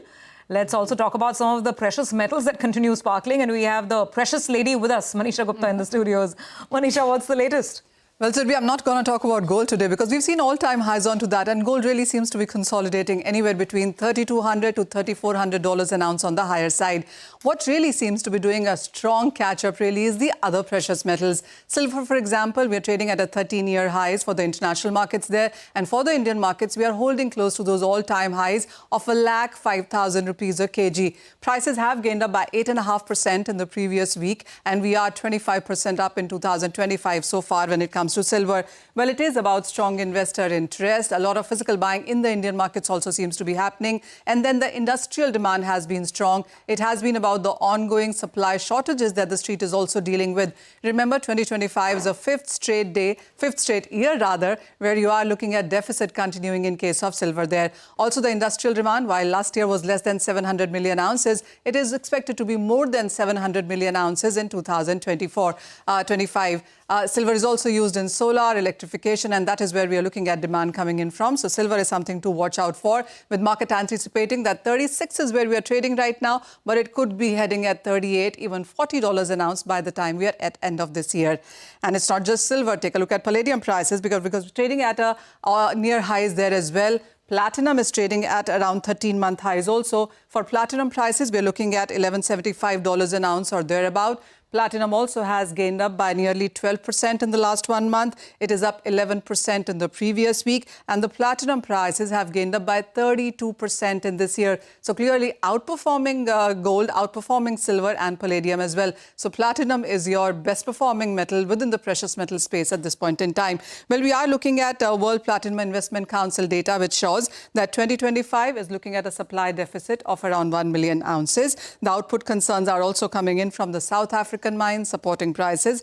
Remember, 40% of aluminum is used for in automotives, and while the demand there could be slightly on the weaker side, but it really is about supplies which are supporting. And then the jewelry demand for platinum in the Asian markets, especially Asia and China, seems to be picking up as well. And the last on my radar is palladium prices. We are trading at around 17-week highs onto this one as well.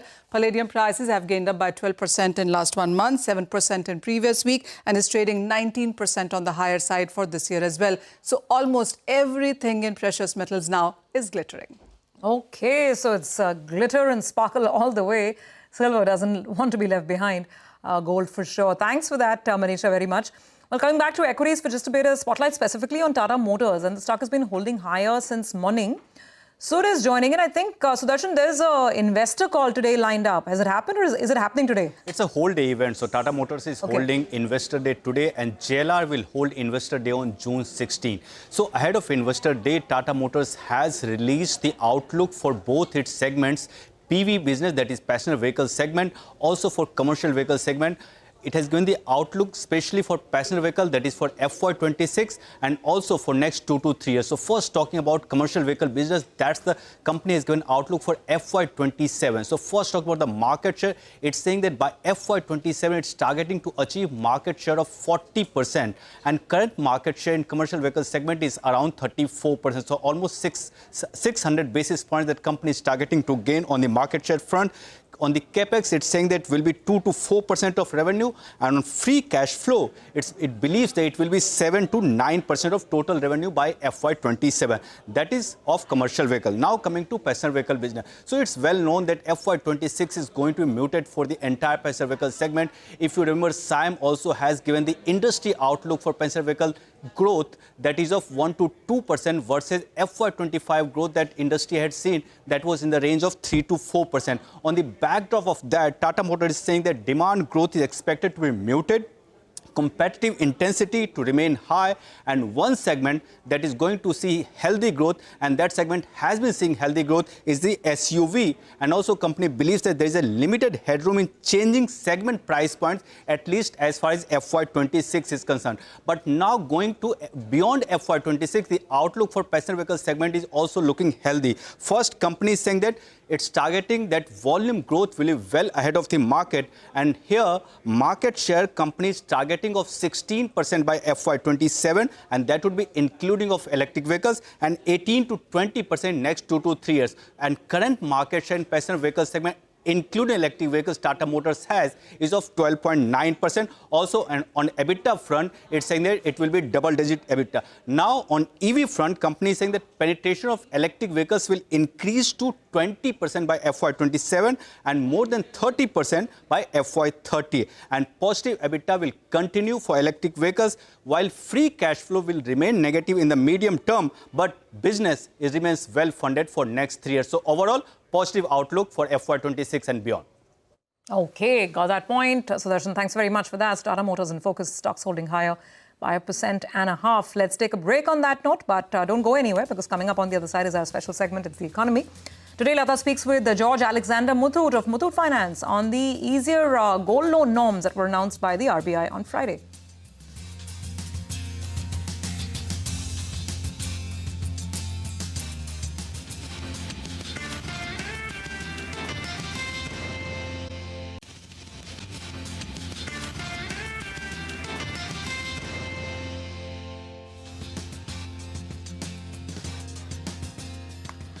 Welcome to It's the Economy. Besides the rate cut, the Reserve Bank showered a bunch of relaxations on gold loan companies compared to the draft gold loan rules that were released earlier. Now banks and NBFCs can give loans up to 85% of the value of the gold collateral for small loans under 2.5 lakh rupees, and they can give up to 80% of the value of the collateral for loans under 5 lakh. For loans above 5 lakh, of course, the old rule of 75% of the collateral remains. However, loan value will include the interest payable, and that may hurt some who have not been including. Also, for small loans, self-certification will suffice to prove that, the borrower owns that gold. However, the loan value will include principal and interest, as I told you, but this might affect some NBFCs. To understand how gold loan companies are going to be impacted, we have with us George Alexander Muthoot, the Managing Director at Muthoot Finance. Good morning, Mr. Muthoot. Thank you very much indeed for joining us. Well, first up, at the moment, what are you giving at? What is the average LTV? And therefore, this 85%, what difference will it make? Good morning. And today, the maximum we give is 75%. That's a given today. And if you take it the average LTV, which is on our books today, you see the amount of gold we have with us and the amount of loan we have given. It is only 58%. Oh, okay. So you have a lot of headroom. But does your loan, this 75% that you give, did you include the interest which the Reserve Bank now requires you to? Today it is not in vogue. Probably after the rule kicks in, maybe next of April, we'll have to see the interest part also and then take a call on that. Oh, so you mean you can't give 85% now? You can give that 85% only from April 1, 2026? That's what I think. That's what I understood. I understood. Okay, I thought by April 1 it has to be complied with. So I was under the impression you can start immediately. Okay, No, you start. We have to get it clarified. Okay, I think that requires a clarification in that case. Mr. Muthoot, how does your cost of finance change? Because there's such a big tap that has been opened, both liquidity and rate cut, do you see a sizable fall in the cost of funds for you? Can you quantify it? No, I don't think it's a sizable fall. Definitely a fall will be there, but probably it will take 1 or 2 quarters more for it to really trickle down to the loans which we take. See, our funding comes from banks and NCDs, non-convertible debentures. So it will take a time, maybe 1 or 2 quarters for it to really come down to trickle the trickle effect of the rate reduction to reach us or reach our borrowing will take little time, maybe a quarter or 2 quarters for it to come down. So we see some contraction in the interest rate. But are not your a clean loan from a bank, is it not linked to repo? Should it not be immediately 0.5% lower? After quarters, etc. There are so many conditions. It is not everyday fixed. This lift on the rate is set, I think, every 6 months or 9 months or something like that. It's not that easy. Oh, okay. So in any case, for an outsider, it looked like you get more bang for your buck because you can give, 85,000 rupees for a 1 lakh collateral, whereas earlier you could give only 75,000. Plus you have this hopefully 0.5% lower cost of funds. It looked like a double advantage for people like you. Just quantify the margins for us. How much will it be this quarter? How much could it be next quarter? See, when our cost of borrowing comes down from bank loans. When it comes down, we actually pass on the rate cut to the customers. So we reduce our yield. we maintain our NIMs and our spread so that the NIMs of maybe 11% and spread of 9% is all what we maintain. So whenever there is a reduction in the cost of borrowing, we pass it on to customer. Whenever there is an increase in the cost of borrowing, we actually increase our yield also. So, but then the availability of fund, I think we are missing the point. The availability of funding from the banks is going to increase, and that is the big good part of this. The good part of this is that availability of funding is going to increase. Okay. No, I'm just reading the timeline of your yield, or your margin rather. Your margin was 6.75 first quarter of FY25. It rose to 7.11, then 7.02. And the last quarter you reported, you had a margin of 7.3. So it's a clear increase in margins that you have reported last year, FY25. So should we expect even better? Are we looking at the margins, or are we looking at the loan, I'm not looking at the spread. I'm looking at yield on loans minus interest expense. Your yield on loans was 18.5 according to your investor report, and the interest expense was 11.2 for the quarter gone by. And so your net interest margin you reported as 7.3. I'm just asking if it will be higher. No, I think it is reported. It is close to 11%. Between 10 and 11. So your spread, that will be your spread. The own funds in that. Own funds about 28%. Oh, okay. So how much will it, in basis points, can it go up by? The NIMs won't go up. It will remain stable. As I said, if the cost of borrowing comes down, we will reduce our yield. All right. Okay. Can you tell us something about the volume of loan growth? Because it was a solid loan growth volume even in the quarter gone by. But does it do even better? Because you can give more, there's more bang for the buck. Yeah. I think when fund is more available, we'll have to do more. So we have given a guidance of loan growth of 15% is what we usually give every year. Of course, I know it is very small compared to actual. Very conservative. You do so much more than that. I know. But usually when we start the year, we tell 15%. We revise it after the first quarter, second quarter. So we'll just wait for the first quarter to do a revision. Certainly there will be a revision because business is doing very well now. Okay, so you're likely to revise the gold loan further. Okay, what is the expectation in terms of expansion of branches? Okay, before that, you also don't have to do too much due diligence now under the new rules. They are not asking you to do end-use diligence only for priority sector loans, which is a banking problem, not your problem. So does that reduce operating costs? No, operating costs definitely will go up only because certainly compliances, etc. Every quarter on quarter, every month on month, compliances are increasing because we have to comply with so many things. So compliance cost is definitely going to, not that it is going to be very high, but certainly it is increasing. But fortunately, because our book is also growing, we are able to average out the compliance cost. That is a big advantage we have because of a big book. Otherwise, for small companies, etc., compliance costs and starting companies, etc., compliance costs will be very high. As you said, compliance cost is only increasing. Oh, because you don't have to do end-use monitoring, there is no advantage?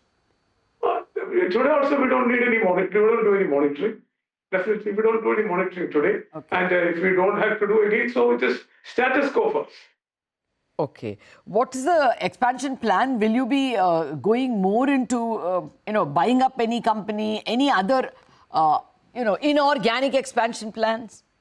Yeah, of course. We have 5,000 branches in the main company and probably about 1,000 branches in the subsidiary. So that is a good number we have. Usually we go for about 100 to 200 branches every year or 200 branches. So we have got license for about 115 branches now. I think the next 3-4 months we'll be opening that also. Okay. And probably after that we'll ask for some more branches. Not that we need too many branches because branches are also not that easy to maintain. So 200 branches etc. every year is what we have been doing. I think we'll continue to do that. Fair enough. So no inorganic headlines you are giving us. No inorganic thoughts have come to us till now. No inorganic thoughts. Okay, finally, Mr. Muthoot, banks are also going to have these advantages. 85% LTV and, of course, at the moment, their costs have not fallen, but it will fall given the liquidity. Do you see more concerted competition from them, more intense competition from them? Will that have an impact? I think the base of gold loan business is actually increasing. Last year, many banks did 50%, 60% growth. Yes. Muthoot also did 40% growth. So the pie is, the base is increasing. More and more people are coming to take loans. Today, every time there is at least 2 or 3 news in the newspaper, in the media about gold loans, gold price, etc. So people are getting, people are giving more importance to gold. And probably more and more people are now resorting to gold loan and seeing it as a smart loan. And that is a change which is happening. People are seeing this as a smart loan. The pie is increasing. More and more people are using gold loan as a good and quick means to get loans. So banks are there. So many banks with maybe 75,000, 85,000 branches, they are also giving gold loan. NBFCs are also giving gold loan. The base is increasing. It is not that somebody is taking away our business. Okay, I get it. The pie has increased. Are actually increasing day by day. I get your point. There's space for everybody. I get your point. The pie is increasing. Just give me a number, sir. Like you said, your spread has been between 9 and 10%. FY26, will it be closer to 10 or closer to 9? No, we'll maintain the same thing. Because our profit should come from the more turnover and more business. It should not come from the NIMs increase. NIMs, I think what we have is the same. We will continue to maintain that. All right, we'll leave it at that. Thank you very much, Mr. Muthoot, for joining us. And here's hoping FY26 turns out to be a prosperous one. Well, we have to wrap up on Bazaar on the note that the markets are in, full-blown cheer, and that is to be expected. There is such a big steroidal boost coming from the Reserve Bank that I think the bulls are in a very, very safe spot. We wrap up on Bazaar. Chartbusters after the break.